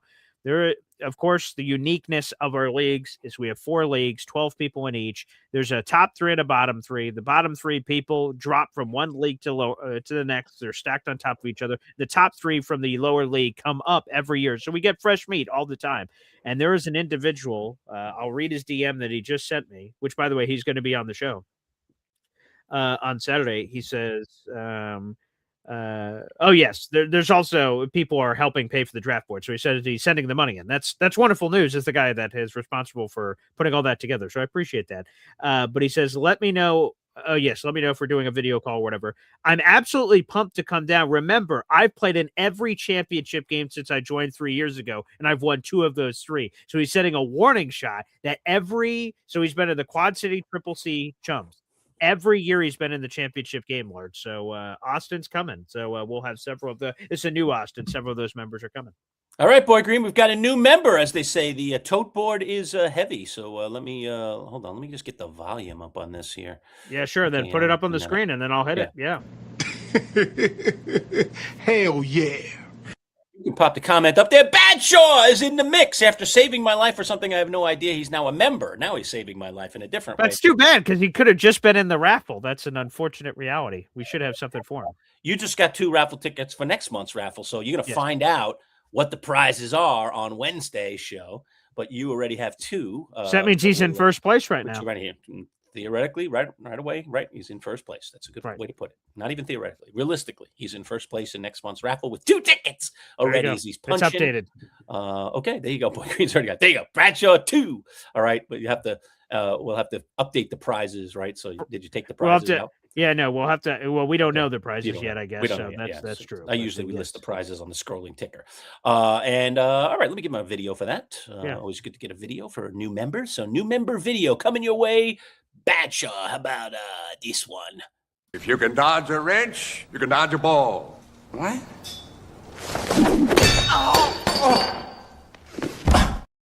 Oof. It's so vicious every time. I just think about what that would feel like. So 2 things here. We've hurts. removed the previous prizes because Lurch is about to give those away to T-Town Jet, of course. So that's removed. But Badshaw, you're now a member. So the call-in link is now available to you as a members-only link. Badshaw could get in right now on the call-in lines. But first, let's go to our Hall of Fame member and part of this conspiracy theory crew that tried to throw me off with video. Oh, the draft order. Live from the truck. He's live from the truck. He is. What's up, Jamie? Good morning or good afternoon, rather. Hey, Boy Green, Manchild Boy Green, I demand a respin. That spin was weak. It barely went around. Well, here's the thing. It Boy Green doesn't spin right. the spinner. He just hits a button and the thing just spins. Yeah, and it spun around several times, by the way. But yeah, it's not Drew Carey. Hey, Bob Barker, give it a little bit more elbow, Paul. Okay. Thanks, Mom. I love being on the show. Press right. So I get it's just a click. If I click harder, it does not spin faster that I'm aware of. It simply just clicks and spins. But I will bring that up to the board, Jamie, that you were not satisfied with the spin velocity or speed, and we'll see what we can do about it. It's kind of like you ever see The Price is Right? They have the big wheel, and then sometimes some lame. Oh, okay. Oh, all right. You just said that. Yeah. Zoning out. Oh, wait a second, Lurch. Another new member has joined. Jay Cons 3. Jay Cons. Let me hit him with this. Man. Oh. Hell yeah. All right. I'll give Jay Cons a video as well. Jamie, hold on. We got to go to Mama. Yes, sir, you, sir. Mama says that alligators are ornery because they got all them teeth but no toothbrush. Got no toothbrush. Good point. No toothbrush. Shout out to Jay. All right, Jay Cons, welcome aboard, my friend. All right. Ding, ding. All right. So without knowing the prizes to next month's raffle, we have 2 new members already in next month's raffle. By the way, Jamie, before you continue your thoughts here, which prize in the prize pack of this past month, the 2 hats, the laser engraved glass, the autographed book on the metal poster, which one was most desirable to you out of that prize The 2 pack? hats. You want the hats, baby. Yeah, I'm gonna have to get a hold of that dude and tell him give me one of the hats. He doesn't need all those prizes. Nice. Give me that Titleist hat. And yeah, you look like you could use a hat right now. You're not wearing your normal Yeah, that's FedEx true. hat, so look at that. You could be wearing one of these on the route. Whoa. No, because I'm out here in the rain. I said in the comments, give me a light Thank you. snowfall. Give me a light snowfall. Way better than delivering in this rain. Oh yeah. Bring the Rainy snow day here in Central New York. Awful day. Yeah, no, I was gonna say I did comments on all the free agents in the comment sections if you wanted to see that. And Sure, then yeah. Jalen Brown's gonna be a Spur after he's a Buck. Whoa, that would be crazy. Whoa. Bucks right to the Spurs. Yep. Huh. What are they giving up for Jalen Brown? To the Spurs? Just hey, no, they're just, saying Spurs have him.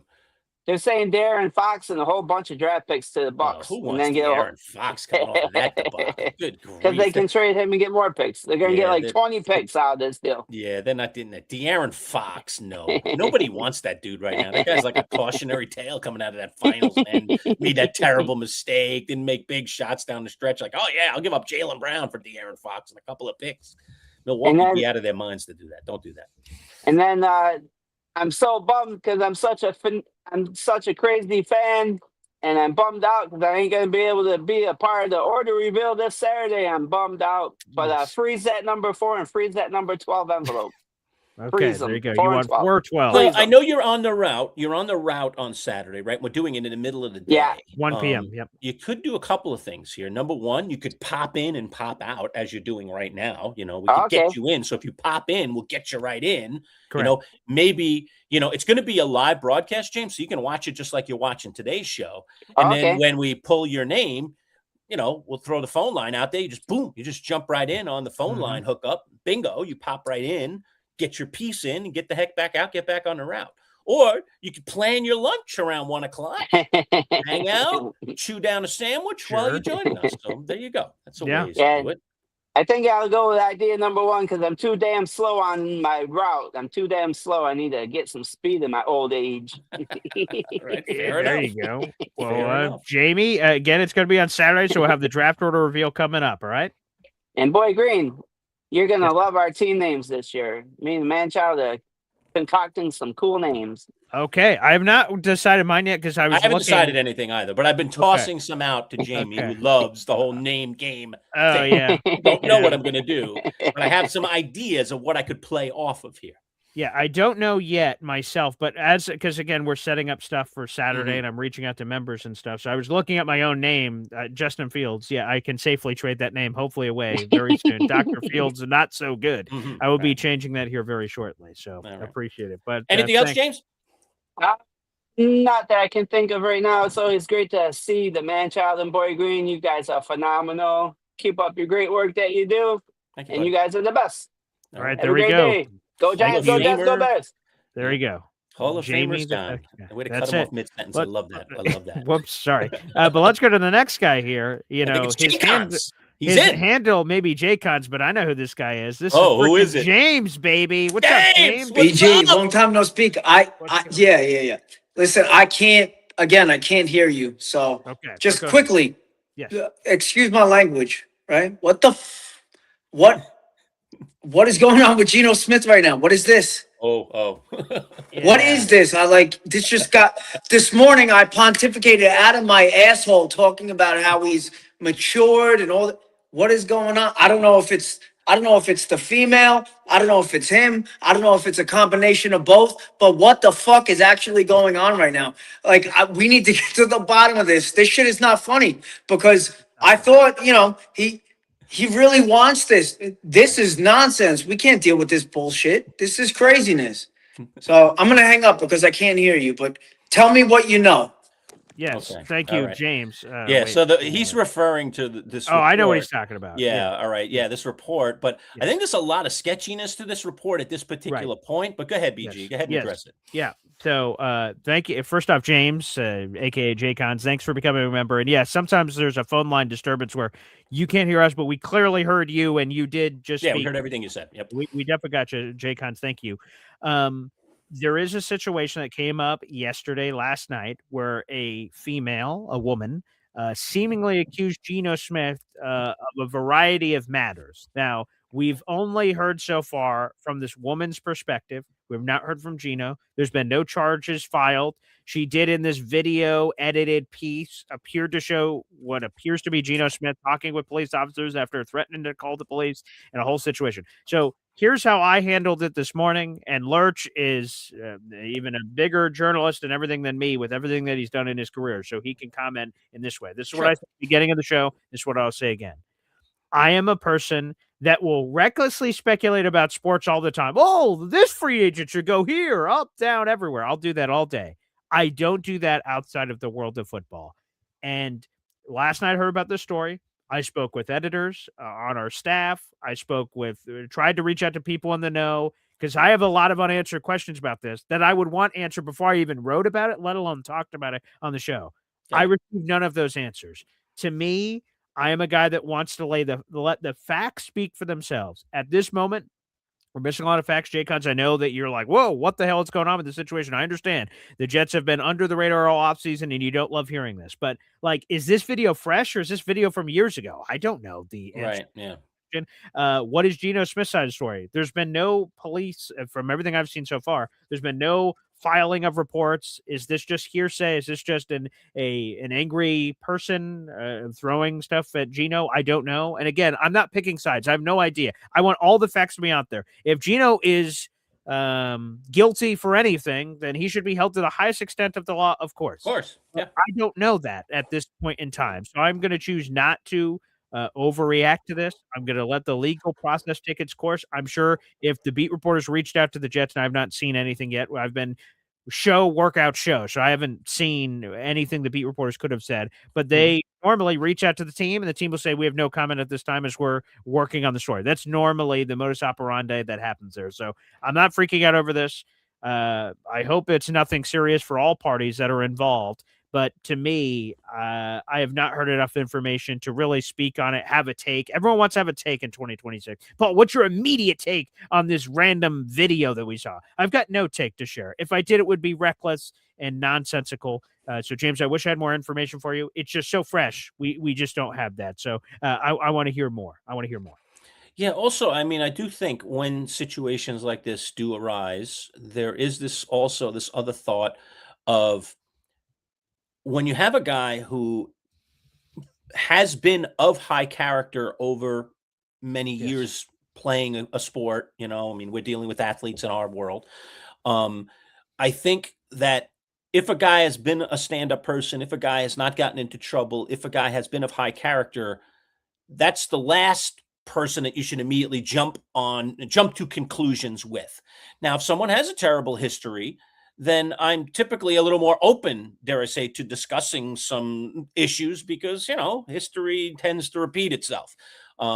There isn't, that I'm aware of, BG, correct me if I'm wrong. I don't know everything about Geno Smith, but I feel like I have a very, very good working knowledge of Geno Smith, that Geno's really been a high character guy over the years. So I just kind of think, he's a guy that probably, until the facts are out, you should certainly give the benefit of the doubt to, Well, here's and then the let's thing. see how the story unfolds. But you're right to say what you said about me, which is I am a journalist at heart, and I want to get to the facts, and I don't want to speculate on somebody puts out a video. Like you said, date of the video, circumstances surrounding the video, we haven't at all heard from all sides. And a lot of these guys do get chased for money, get chased for ruining your career, therefore pay me off. So there can be issues like that in the sports world that I think you have to be aware. So by the way, here's an update. Okay. So Andy Slater, he breaks a lot of stories. His whole thing is the Slater Scoop. He's a radio show host and breaks news, all kinds of things. I've heard of him. He said Geno Smith was being investigated for alleged battery on Sunday, but I'm told the case is no longer open. Cops went to Smith's house after being called, which you see in the video, checked everything out, left with no one being taken into custody. So it sounds like open, closed case closed. boop, boop. It opened because of the alert and it closed. That's the latest information that just came out minutes ago. So we'll see what else happens. To me, it's And at maybe this you point, have- it's much ado about nothing. But Right. I don't want to downplay anyone's experiences in this situation. I just have the latest information possible, and it says that it's much ado about nothing at this moment in time. Yeah, and I would say, just vamping on that particular piece of information, if we're going to buy that as being somewhat or completely truthful, is oftentimes in a situation like that, if one of the two parties is unhappy with the police's response, unhappy with the police's action or lack thereof, then what do? They jump to the court of public opinion and put something out like a video or something, especially when the person you're Right. dealing with is famous, because that gets attention to you. And that everyone's tries to automatically justify going your side against of the Gino case. right now based on that Correct. footage to your Because point. he's famous and she's not. I don't know what happened. You're absolutely to say it, and I don't know what happened. So I'm not saying, hey, I'm on Gino's side here. All I'm Right, saying is, in the end, with what's out at this particular point, why should we be jumping to crazy conclusions Right. about this or starting to cast aspersions at Geno Smith, who for the most part has been a stand-up guy? Yeah. I wouldn't want to do that in this situation. It doesn't sound like you do either. Right. No, I don't. So again, that's the latest. As new information is presented, again, I'm not afraid to talk about stories that involve. Look at the Jets. I have his jersey freaking hanging behind me, for God's sakes. I'm not afraid to talk about Jets things that are Jets things. At this point, I don't want to talk about something that I don't have all the facts on. That is the latest fact that just came out from an insider. So more reporting and things are to be done. I don't have all the facts that matter. I highly recommend everyone in the audience. I know when your starting quarterback is involved in a situation, you want the latest information possible. Like, hey, what's going on? Is this serious? Is this not serious? Let's let the legal judicial system take its course here, and then we'll figure it out from there. Hey, Joey Matisic, haven't seen him in the comments for a while. It's the Yes. Jets, never fails. LOL. Yes, All I right, so wish we're I had his getting some car comedy still off of this. Bad He show is. in on the comedy today. Gino was guilty when he played for the Giants, but he's innocent until he leaves the Jets. I love it. That's true. Hey, That's I'll the give way a to shout do out to it. Joey real quick. I normally don't take this camera off, but okay, here we Yeah. go. Right Joey's a up good dude. there. You Yeah. see that? Joey painted that picture, a Poison cover Oh, there that it he is. pointed at. It's right there in my house, Oh, and it yeah. stays there all the time. So shout out Yeah, to Joey's an Joey. artist. He's an excellent artist. He is. Yes. So He big shout out was to at the when we launched our channel last July. Joey was one of the first people interacting with us in the comments and stuff. He won something. Oh, he won the Bobby Mercer autographed baseball. Remember, That's I sent it correct. to him. He won that Bobby Mercer. He's obviously likes the Yankees. Yes, he does. And we He has did a friend that giveaway likes for- the Yankees, I believe, Yeah, was the story. that's right. He ended up giving it to someone, I think, or he was Yeah. talking about giving it to somebody. I don't know if he kept it or not. Maybe he had second thoughts once he. Well, received that's up that to him in the universe. beautiful, but hey, pristine, great Mercer artist, ball in and a I case. love this beautiful piece that Yeah. he made for me. So thank you, Joey. Joey's a good dude. So Joey, welcome back. Good to be Yes. with you. Thanks for being there at the very beginning. That's always the people that are with you at the very beginning when you launch course. something are always people that you remember. So there are a Mhm. lot of you in the room right now, and many of you who might not be here at the moment, but will watch this video later, who are there from the beginning. And that's really, really cool. For those of you who are members and have been members since the first month that we offered membership, we have a handful of those Yes. people. Like we're gonna remember that over the years. Like as they say in life, what comes around goes around. When you do good deeds come back to you. So that's always cool to have a history with people. I know probably with your Jets channel, I know you're over 5 years old now, and you're in your Boy Green Daily Jet Show. Right. But you got to be able to remember, right? Those people that were there at the get-go, some of those first few outside of your family, some of those first few people that started watching your videos and clicking in your comments and saying, hey, I like what you're saying here, or hey, what about this? Right? I will tell you. So this show started from my couch in that other room 5 years ago. It'll be 6 years ago in September. I decided to do pre and post game shows for the 2020 Jets. They were 2-14 that year. So what of a hell of a year to pick. my So blame me, God. I guess. Yikes. And so I did it for every game. But when I started doing it, we didn't have StreamYard yet. So I was just doing it off of YouTube. And there was 3 people watching the show. Mhm. My mother. Not surprised. That's typical. Yeah, my mother, my father, and a Seattle Seahawks fan. Love it. And let me just let you know, the Jets did not play the Seahawks that season. So this Seahawks fan stumbled into the show, Mhm. and his name on YouTube was Hear Me Out. Hear Me Out with a cat was as his avatar. Okay. And I'm like, who is this person? Like Fascinating. they said, what is this random guy with no subscribers doing this show? But for whatever reason, he commented, he engaged with me. He was the only person doing it outside of my parents. And just every once in a while, he sort of pops back in after a couple of months. And he sends in a bunch of super chats, and like I will never forget that handle and that name. And he supported the show, so he was there from the very beginning. He said he stumbled into the channel by accident, and it's funny because we got to chime in with each other when the Seahawks just won the Super Bowl with, of course, Sam Darnold, the former Jets quarterback at the time, who was still the quarterback of the team when he first saw me on the channel. So what a bizarro worlds all going together. So yeah, you never forget this. Again, I don't want to denigrate the new people that are coming in. They're great. I want the channel to continue to blow up, but those people that were there at the beginning, you're just going to remember forever. And I certainly do. Right. Yeah, and we're still early in our evolution, so be in on the beginning, man. We're still in my mind very much at the beginning. By the way, Joey chiming in that he did indeed. See, I believed he always did. I believed he always did. Huh? My comments won't pop up. Why is that, BG? Oh, let me see if I can do. Can you get that to pop up? I don't know. I can. There you go. I give it to my friend. Mine is not working.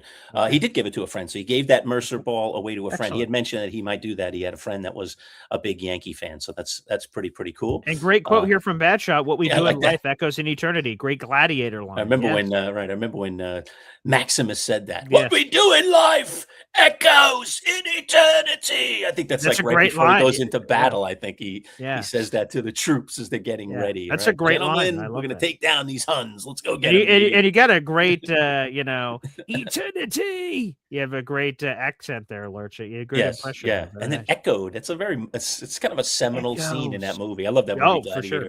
I've not seen that movie in forever. I'll have to go back and watch it.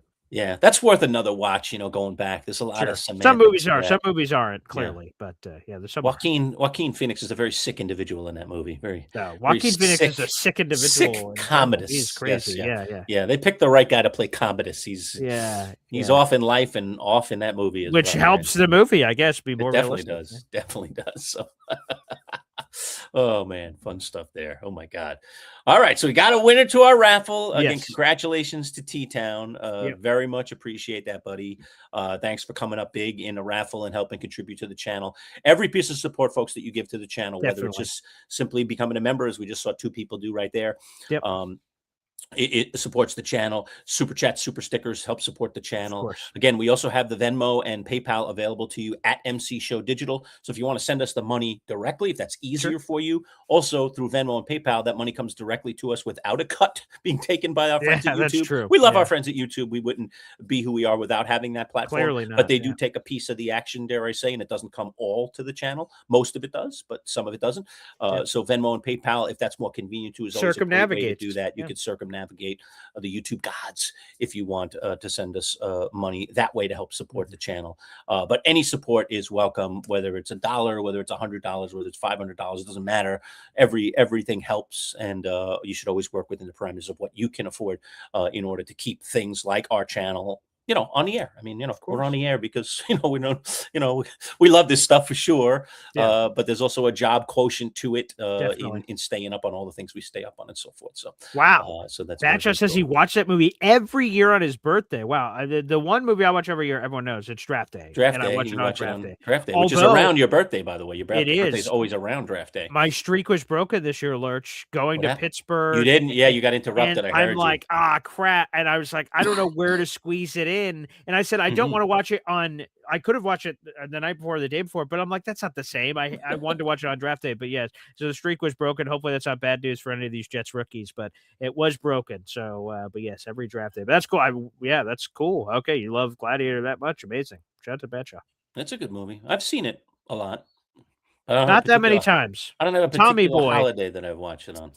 Well, I was going to say Tommy Boy's a movie I've seen the most, but the movies that have the best chance are like at Christmas, I watch the same 2 or 3 movies. So you watch that every year and I'm 33 years old. That's gotten a lot of run. So those movies are higher because of that structure. So Draft Day and Christmas movies are probably up there that are in my rotation. We should do a list since we're still in the summertime. This would be a fun one for a future live show. All right. I mean, there's no way for us to know 100%, but movies that you believe and movies that I believe I've seen the most in my lifetime. Oh my gosh. Wouldn't that be a fun list to put together? Sure. Yeah. I'd have to think about it. Yeah. I would too, but I definitely could come up with a list. Movies. Oh, for sure. That you've watched the most amount, the most times over and over. Times, yeah. Yeah, most number of times. All right. Movie you've watched the most number of times. Okay, All right. I just put that in my notes. Okay, that's a good one. Because I'll tell you what, there are great movies that I have only watched a handful of times, but it's because of perhaps the subject matter. Because watching that kind of movie or that particular movie over and over and over again, right? It just, I don't know, would make me too sad, or it would make me too this, or, or it's just the kind of movie where it doesn't have twists and turns or anything that would keep me interested seeing it again and again and again and again. So I tend to feel like the movies that I've seen over and over again, the ones that'll make my list, are like movies that somehow, some way are relatable to my life. Oh, really? Wow. Okay. Oh, like I think the things that I connect with most tend to be the movies that I like the most. Although some of them, I would say, as I'm thinking about my list kind of internally, and I don't want to give away any of the movies. I just wrote 7 movies down. You wrote 7 down. That's crazy. I'm like, okay. One movie immediately popped into my head, and there are others that would if I, this will be a good list. Okay. It'll be a fun list, right? Of like, top 10 movies you've watched the most amount of times, all right? And then it'll be fascinating for every individual out there, right? Mac already jumped in the comments. Con Air. Now that's a movie that I can't. Oh, there we go. Now I can click. Was that you clicking? No, that was me. Yours is apparently not working. I can't working. click. I'm like, oh, it's weird. Logged out or something, man. But anywho, I'll help you out. Whenever you need. Screwing me up here today. So anyway, what I was going to say is, Con Air, because of its action, the whole, what's his name? Cameron Poe, right? Yes. Is the character's name. Con Air, that's a good one. That's a movie that I could watch a gazillion times. It wouldn't make my list, but I have seen it a bunch of times. I don't think it would make my top 10, but that's a movie I could see being in someone's top 10 because it's just pure raw action, and it's got like a little funny stuff in it too. And I don't know, like it is a kind of movie you could watch over and over again. I think some movies would be harder, I don't know, like give an example, just so that I could like be relevant to what I'm saying. Like, okay, the movie Schindler's List is a tremendous movie. Okay. Yeah. But I couldn't watch it, over and over and over and over again because of the serious nature of the, like it's, it's a real movie, man. It's raw. It's, it's about some pretty bad stuff, So like I've seen it a few times. I might, but I couldn't just watch it over and over again because it brings up stuff that I'm like, oh, wow. Ooh, this is hard to watch again, So I think some movies, like silly, action movies. That's another one. Good comedies. Yeah. Look at Boy Green. He's like making a list while we're doing this. So yeah, that'd be a fun thing to throw into one of our shows. And there is variety in this. There's action, there's comedy, there's seriousness. So I've got I got to really these are ones that are just boo boo boo. It's like popcorn kernels popping in my brain. But I wonder if I really just sit down and really like grind and think about it. Like I tell you, like again, surface level. Like I like movies about like the White House and Secret Service a lot. Oh yeah, because you like what's the Netflix show that you watch? House of Cards, is that it that you watch? No, I don't watch House of Cards. What do you? Is that Kevin Spacey? What's the one that with him as like a president or something? Isn't there something you said you watched? Spacey was in House of Cards. Well, I watched West Wing. I was a West Wing. Oh, West Wing. That was the one I was thinking of. West Wing. But West Wing, I was into, and that's not a movie. Obviously, that's a series. Yeah, sure. Yeah. And like 9 seasons or whatever it is. West Wing is, I don't know, 8 or 9, 7, 8, 9. I have not touched that at all. I have not touched it yet. West Wing is extremely well written. It's Adam Sorkin is just a great writer. So it's clever and it's, and then they develop the characters really, really well. But we're talking about movies here. We're not talking about series. Right, you can't put a series on. Like you couldn't put Sopranos on there if you're a Sopranos. I don't have that. Although that would be rewatching entire movies. We're only talking movies here. We're talking movies, but that's another future list that you have rewatched like a full series again, like Game of Thrones. Like I have a whole list for that in my head that just popped up of like a series, even though you've seen it all, all the nooks and crannies. I've seen series pillar to post several times. All right, so I got like 10 movies on here, but I'll keep thinking. The White House movies popped into my head, right? Like White House Down, Olympus Has Fallen. Interesting. That's your vibe. Okay. I'm not saying it's but those are the kind of I could watch those movies over and over and over again. Okay. So yeah. I say this from Bachelor real quick. Speaking of series, Paul, did you watch House of Dragons last night? I haven't. Now, here's the thing. I have to be respectful. We have someone at my house, my future sister-in-law is at my house. She's been here for like a week. And I knew that. I thought my thing is that sometimes, they advertise things, Lurch, and they're like, oh my God, I'm so excited. Let me go see it. Oh, it's not out for 2 weeks. So like House of Dragons, they kept teasing that it was back. I believe that's season 3, and I'm like, cool, can't wait to watch. I'm like, God, geez, doesn't come out to then. Doesn't come out to then. And I don't want to say it too loud. Unfortunately, she's still here. That sounds very rude, but no, she is. So I can't watch it. So no, I did not see it last night. I can't wait to see it, Betcha. I'm fired up. I think that show's been awesome. Bud, who's a Game of Thrones super fan, like refuses to see any of this because it's not Game of Thrones. I think that's a terrible way to put it. It extends the life of the things you're interested in. Game of Thrones, of course, as was I. But the realm, which is a good word to use for Game of Thrones, but the realm that it's in, you just got to put your mind back in that place. And I feel like it's impossible compared to something like Game of Thrones, because Game of Thrones was awesome. But yeah, House of Dragons, I've very much enjoyed the first 2 seasons. So can't wait. So apparently it came out yesterday on HBO. Nice. Can't wait to throw that on the list. Nice. Yeah. Okay. Yeah. Pretty cool stuff there. 1, 2, 3, 4, 5, 6, 7, 8, 9, 10. All right. I have 10 movies so far. All right. So I'll be ready for that list, Lurch. I'll be ready. Yep, you will be. Okay, you already got 10 on your list, huh? Okay. I do. And that was just they were just sort of popping, like I said, kernels. But I got to think. Yeah. And I think when I put this list together, like some of my sappiness is going to come out on this, because there's going to be some sappy movies on this. Because there's certain sappy movies I could just see over and over again because they're just a fun watch for me. Like I just enjoy watching them.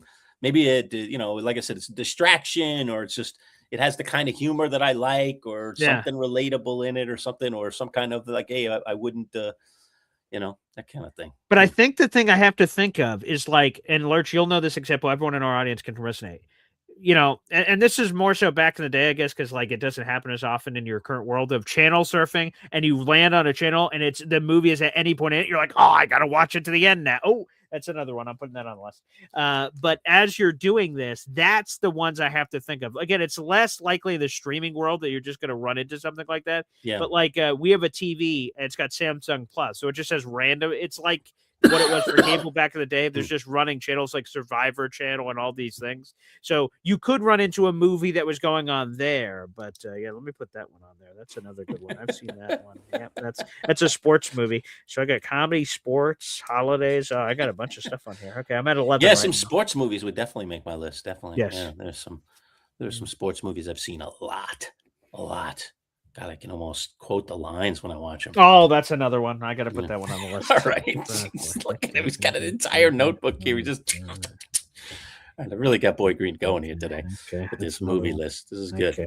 All right. Well, so we'll do that on a future show. We'll pick a date and we'll let people know we're going to do it, and people can bring their own lists if they want and get in the comments. That'd be a lot of fun, or laugh at what we put up there. I'm sure there'll be some ones you'll be like, "You kidding me? Come on, man. That's so bad." Yeah. I'm gonna be bluntly honest. You'll get a real look into my life here, what I like in terms of movies. That kind of thing. All right, that's awesome. All right, could you pop up Mac's 2 comments that he's got back-to-back comments there? Okay. So he I've says not seen Money that Heist series. was a great series. I have, and then Mac follows that up by saying, I think the Manchild would love it. Pop that comment up there. And you're right, Mac, and I have seen Money Heist, and it actually is a very What's that good on? series. I think Netflix. I think. Okay, it's on one of the main ones, either Netflix or Prime. I think it's Netflix. Okay. Yeah, I'll see this from Bad Shot. I wanted to see this weekend. This is a first world problem on Father's Day. I had a lot of cool stuff to do. I go to Maria's every week. We went to the Aqua Spa where you get like a whole massage and stuff. Very nice. Thank you for Father's Day. That was beautiful. Went to Hibachi last night, so we just ran out of time. But yes, I think I have not seen Toy Story 5, but it's on my list, and I think it's sort of a nice little combo platter for kids to get whatever they get out of kids movies, but adults to have some nostalgic kicks to the 90s. So that's cool. So I can't wait to see that. Hopefully I get a chance for that too. Wow. And Bad Shot, way to hype it up. Missed one of the best House of Dragons episodes last night. Good Lord. Come on, man. I've got family here. I'm going to have to say, get out. And I'm just going to have to watch it now because I don't want to run into any spoilers, but terrific. Thank you, Bad Shot. All right. And he says he's ready for our list. So we'll have those ready. We'll have those ready in the future. All right. We'll do it. In the next 2 weeks, we'll dedicate a piece of a show to do those lists. That'll be a lot of fun. So, all right, good. I'm glad I got you thinking. Boy Green started a whole notebook. I haven't started a notebook. I've started a notebook in my mind, but not anywhere else. We'll see if you can remember those. I don't know. My notebook in my mind can all of a sudden lose names very quickly. Me too. And I also have a lot of movies. I have a lot of DVDs. So I'm gonna look. Oh yeah, that one. Oh yeah, that one. I don't have a lot. It's going to make my life easy to remember some of the movies because when I purchase a movie. Yeah. When I buy a movie, it's a movie that I know I could watch a dozen more times. How often do you buy movies nowadays? Well, I'm constantly like, my wife is a nutty garage sailor. She Oh, loves that's a good yard point, sales / garage sales. So when we're at this time of the year, May, June, probably Yeah. a little bit into July, people are having yard sales. The weather's nice. People have yard sales. So I always, if people have DVDs at Oh, yard yeah, because sales, they're trying to get rid of those for I'm dirt always in cheap. there, Yeah, flipping through yeah. them. Ooh, $1 for this one. Ooh, yeah, I could see this movie another 25 times. I'll take that for Yeah. $1. So you can get some good deals. I used to buy them at price when I was younger. Oh, yeah. But I haven't bought anything at price in ages. So now I just can't now remember I'm the just looking for bargains. Now I'm Nice, just looking which for you can always bargain get. DVDs. Or I've upgraded, dare I say, to Blu-rays. I have almost every James Bond movie on Blu-ray that Really? comes out Wow, on okay. Blu-ray. I'm a Nice. Bond nut. That's true. So probably a Bond movie or two could make my list because that's definitely, those are definitely among my favorites. But yeah, I don't know. This is gonna be a fun list to make. Wow, I'm gonna try to create some nice variety in this Me list. if I too. That's can. important. It can't Yeah. just be all 10 actions or something. I think there has Yeah. to be a balance. Be interesting to see how many movies are on my list and your list. That'll be I would fascinating. assume 0. It might be because we are so generationally different with That what too. we grew up on in terms of movies and characters. Like there are movies I mentioned to you, and you're like, "No, never heard of it." I'm like, "Never heard of it? What the hell is wrong with you?" Unless we do this, like I took a cinematographer, like a movie class at school. So if we honored one of the like Citizen Kane or something, like that's not on my list. But if something like that may be a point where our Venn diagrams meet, or randomly, sporadically, we have random lists. I don't think. Yeah, I don't know. Maybe I'll be surprised. I haven't told you any of the ones on my list. Maybe we will run into each other. My guess is no. But maybe. Here's an interesting one. I'll end it with this. All right. Here's Okay. an interesting one. Okay. All right. Dave. No clue, right? Look I at have you. no You're idea like, what you're talking about. what the heck is that? That's I a was movie, waiting for you to say the Dave. rest, to be honest. There's a movie, Dave. Dave could make my list. Okay. Okay. Dave is a movie with the star of it is Kevin Kline. All right. All right. And you would recognize Kevin Kline. He's been in a lot of movies over the Yeah, years. let me give him All a right. Google. He plays the president of the United States. Well, actually, he's an impersonator for the president Oh, who then yes, gets yes, yes. installed as president. Yes, I know Sigourney who this Weaver guy is is. also in that movie, and some other character actors that you would recognize. Okay. All right. So Dave, a movie that was in the 80s, probably, Boy Green. When was Dave? Ooh, When let me did Dave see. come out? Just quickly Google What's your Dave. guess? Dave the movie in the 80s. I'm going to say 82, 1993. 93. Later Is than I it is it a comedy romance?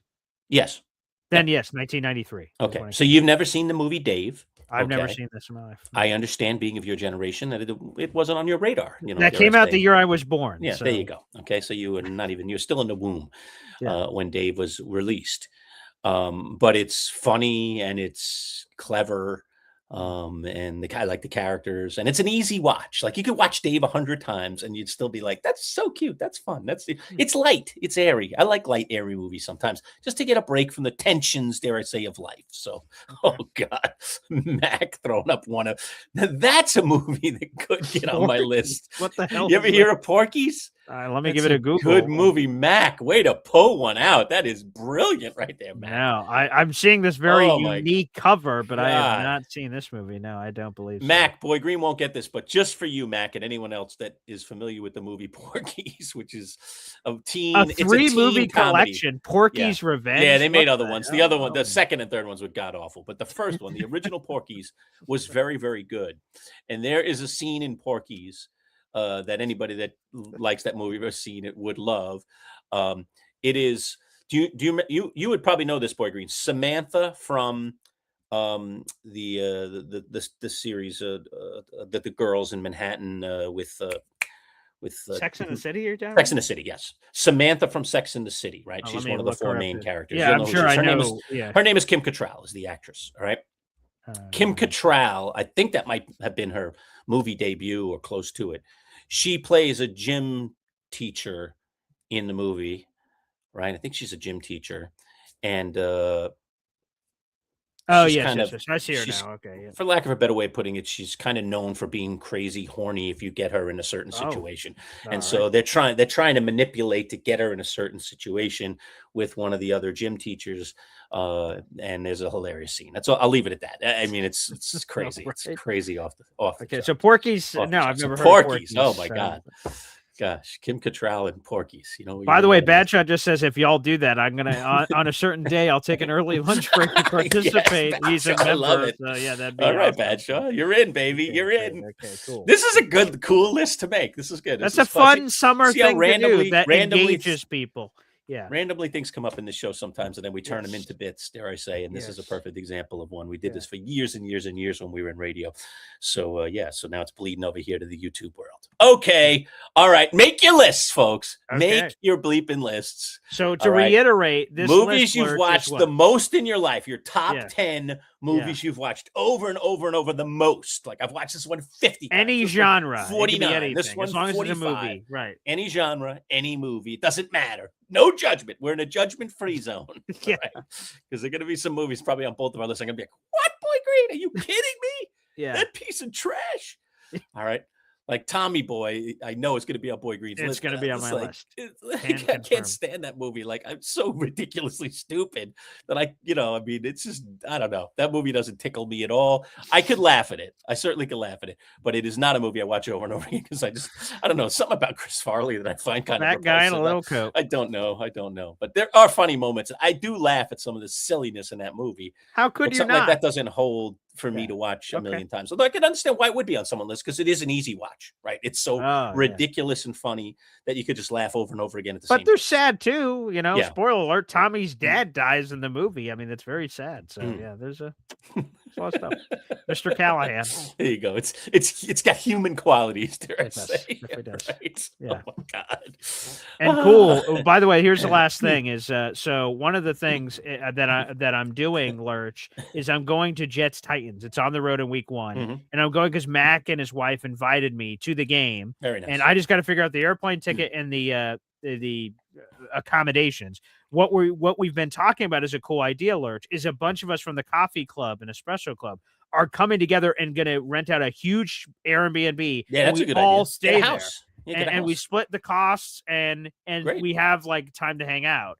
Badshaw's saying BG, you, myself, Mac, and him all watching movies at this The thing because our Airbnb. wives are all going to be there or whoever's going to be there and Yeah, figure make it sure all they got out, a so. video player there or whatever. Well, I guess you can do Something. anything off your phone now and Yeah.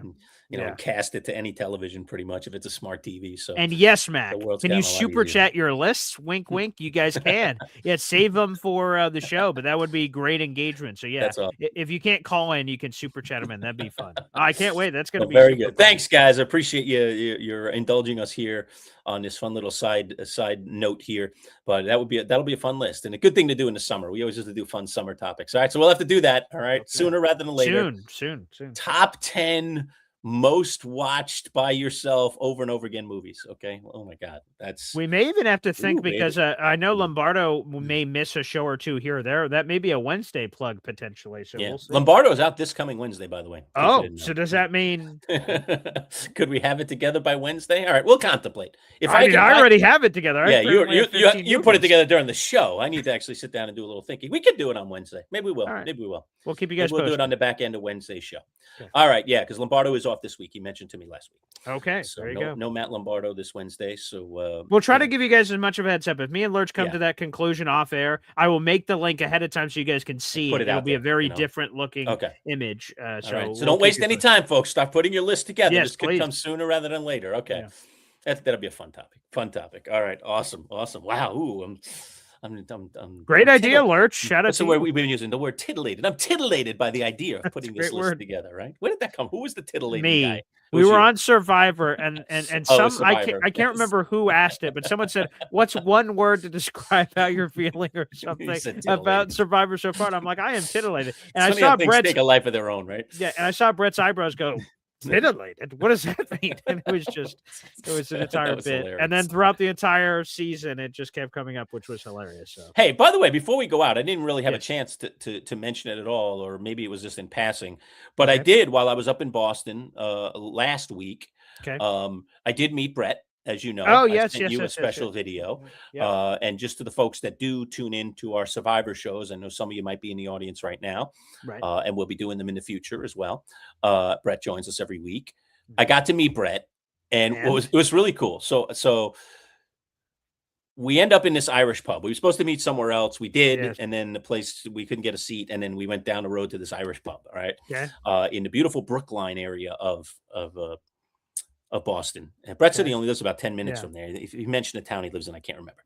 But but Brett's a cop in Boston. Okay, he's a cop, and he's been a cop for years. I think he's a lieutenant now. I thought he was a sergeant, but I think he said he's like now lieutenant of this unit, and he's like working with the motorcycle cop. So he's a biker cop right now. All right, I didn't know that going in. When I met him, I asked him. So we meet him in this Irish pub, and typical Brett, and typical cop. All right. Yeah. So we're in this Irish pub. It's filled with Scots who are watching the World Cup game. As I mentioned, I did say on our video, and we talked about this when I returned, that we got them to put the Knicks were on. It was game 4. All right. And we got them to put the Knicks on one television. All right. And we got to sit right in front of that television. It was me, my wife, and Brett. And we had a few brews, and we hung out for a couple hours. Brett is exactly the way he is on the videos. He's a super nice, super pleasant guy. Right. But as we were sitting there, I'm telling you, at least 6 or 7 people in the bar came over and it's like, Brett, what's up? How you doing? Wow. And they all know him from the cop world, not from the Survivor world. They know him from the cop world. Right. So it's like all these ex-cops, or I work with the cops, or I was in the DA's office, right? All these people coming up. And that night, I think I mentioned this to you. Earlier in the day, I bought a Boston Police shirt. All right. Oh, yes, you said that. Yes. Right. I showed it in the video. Right. I have this Boston Police shirt. And on the back in giant letters, it says Boston Police. I figured that'd be a kick to walk on Brett first time meet me, and I'm wearing a Boston cop shirt. He'd be like, what the hell are you doing? I'm like, what are you doing? Right. Your Honor, man, I'm wearing Boston cop shirt. So I found this Boston cop t-shirt, and people were coming up to me in the bar because I was wearing the Boston cop shirt saying, hey, who's your buddy? Also you on the force too? I'm like, yeah, no. Oh yeah. So well, that's played the whole thing up, and like they had like a whole thing. Oh yeah. You could have. You never heard of me, huh? I'm like, we were in the force together. I'm in the 5th Ward. I'm a captain. I have to get the terminology from Brett. They have different terminology. I don't think it's precincts in Boston. I think it's something else. In New York, it's precincts. I think it's like a ward. They could have sniffed you out potentially. They probably would have sniffed me out. But it was cool how people thought, I'm with Brett. He's a cop. Maybe I'm a cop too. Right. It was fascinating. But amazing how he knows everybody, and how just immediate conversation. Man. So was it? Cops, Irish pub, Brett. Is he going to know some people? Okay. Yeah. I guess let me get clarity on that. So were they like, oh my God, Survivor Brett? Or were they just like, oh, Brett, we know you, police officer Brett, and you're always around? Police officer Brett. Oh, not Survivor Brett. Okay. Not Survivor Brett. And here, anybody mentioned Survivor, everybody seemed to know him because he's a Boston cop. That's cool. He seems very friendly, a social butterfly of sorts. Yeah, Brett's very, you could feel that when you hang out with him. He's really got a nice, very, very nice social thing to him. And so what was it was like? So much fun meeting with him. Because Lurch, you've known him quote unquote, whatever you want to describe, for like 11 years or something, but this was your first time actually meeting him. I know. How was it meeting someone that you've known in a virtual box forever, but you just met him in person? Was it weird? The weird? Coolest thing about it, not weird at all. The coolest thing about it is we might as well have been friends for 10 years. It absolutely had that quotient to it, I was asking him questions about his life and things outside of Survivor, and we were having some fun to Survivor. I heard what Jonathan said, do you agree with him? You were a little upset about that. He's been trashing Aubrey, and she shouldn't have won. So we'd had a little Survivor talk in there, on the residuals of season 50. But no, most of it was just about life and about, things he does in Boston and what he does and where he hangs out. And he was asking me questions about my personal life, and Pat was with me obviously, so he was asking Pat questions about me, and we got some good laughs. Oh, that's funny. Yeah, so no, it was like meeting up with an old high school buddy or something. It was crazy. It was so comfortable, so easy. Brett's a great dude. I would go back and visit him in a minute. He said next time, hey, both of you got to come next. I said, we'll arrange it. Boy Green's in Boston actually a lot more than I am. I'm there all the time. So. But we'll find a common time or something, and we'll get up there together, and we'll make a night of it. But he was great. It was awesome. It was so much fun. So great. I just wanted to mention that. Here's one last random thing, and I promise this is the last thing. I just came across this as I was trying to grab something else for the show, and it just came up, and this is a hugely historic news. A huge congratulations to Linda Cohn, a former member of the Oswego Lakers. She has announced that after 5,500 editions of SportsCenter, she is retiring at the end of this month. Her final SportsCenter appearance will be on Friday, June 26th, which is 4 days away. And she had this quote in her PR piece that just came out. And look at those pictures of Linda Cohn from when she first arrived to what she is now. That's crazy. Yeah. It says, what I'm most proud of in my career, that it lasted long enough for me to see little girls grow up watching SportsCenter, enter this business and succeed in it. And it was cool. The only connection, so it's cool. She's a SUNY Oswego Laker alum, of course, and she has a wonderful career. But me and Linda, when I was young in college, when I was finishing up, there's, of course, the Oswego sub shop. It's famous around here for all these famous people have subs. And I noticed that Linda Cohn didn't have a sub. So I brought it up to people and they're like, yeah, sorry, pal. She just doesn't make the cut. And I thought that was ridiculous. So I worked at ESPN Radio at the time as an intern with you guys and at the station and eventually a producer. And I was bringing it up to other people like, we should change this. Like, Linda Cohn's a big deal. And I got this hashtag Get Cohn a Sub trending. Nice. And they did a TV piece on it, and then the sub owner said, "Fine, we'll get her a sub." We'll do it. And she has a sub now across the street. She should Get Cohn a Sub. And Linda talked to me when she heard about this viral story, and she responded to it like, "Yeah, I do need a damn sub. It's about time." So it's just fun moments. That's how I know Linda, awesome. And so we had this interaction, and it's cool. I saw Rich Eisen is doing a podcast. This was SportsCenter. He's interviewing all these SportsCenter people from the past, and Linda Cohn was on an episode. So super cool. That's amazing news. So Linda, what a remarkable, amazing career. She's awesome. She's an outstanding alum of SUNY Oswego.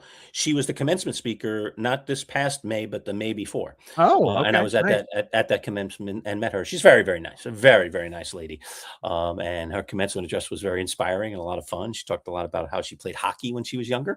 And it was fun speech. So she's very, very, very revered at SUNY Oswego, your alma mater, and a place that I've taught at for over 15 years. So that's awesome. And it's cool that I remember you got that sub named after her, which is pretty cool. So fantastic. All right.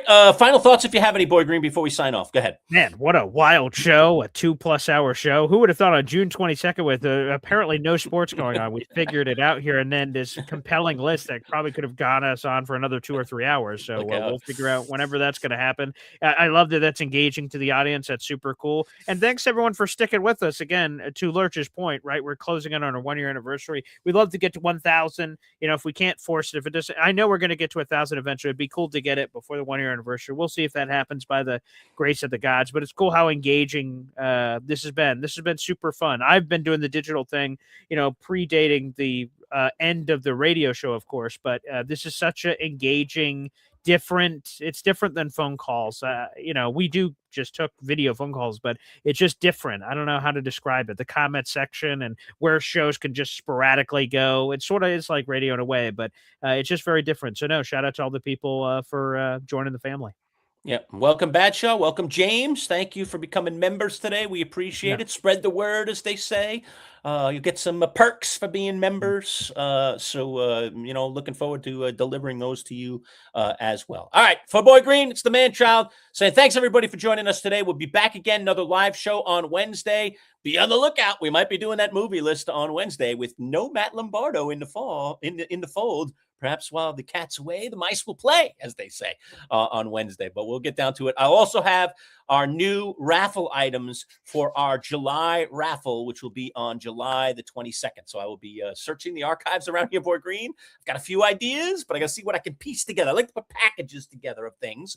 And again, congratulations to T-Town Jet, who, with all those raffle tickets by the skin of his teeth, pulled this one out. And he's got the Muhammad Ali poster, the book, and the 2 hats, and the laser etched glass all headed his way. So Manchild will get that picked.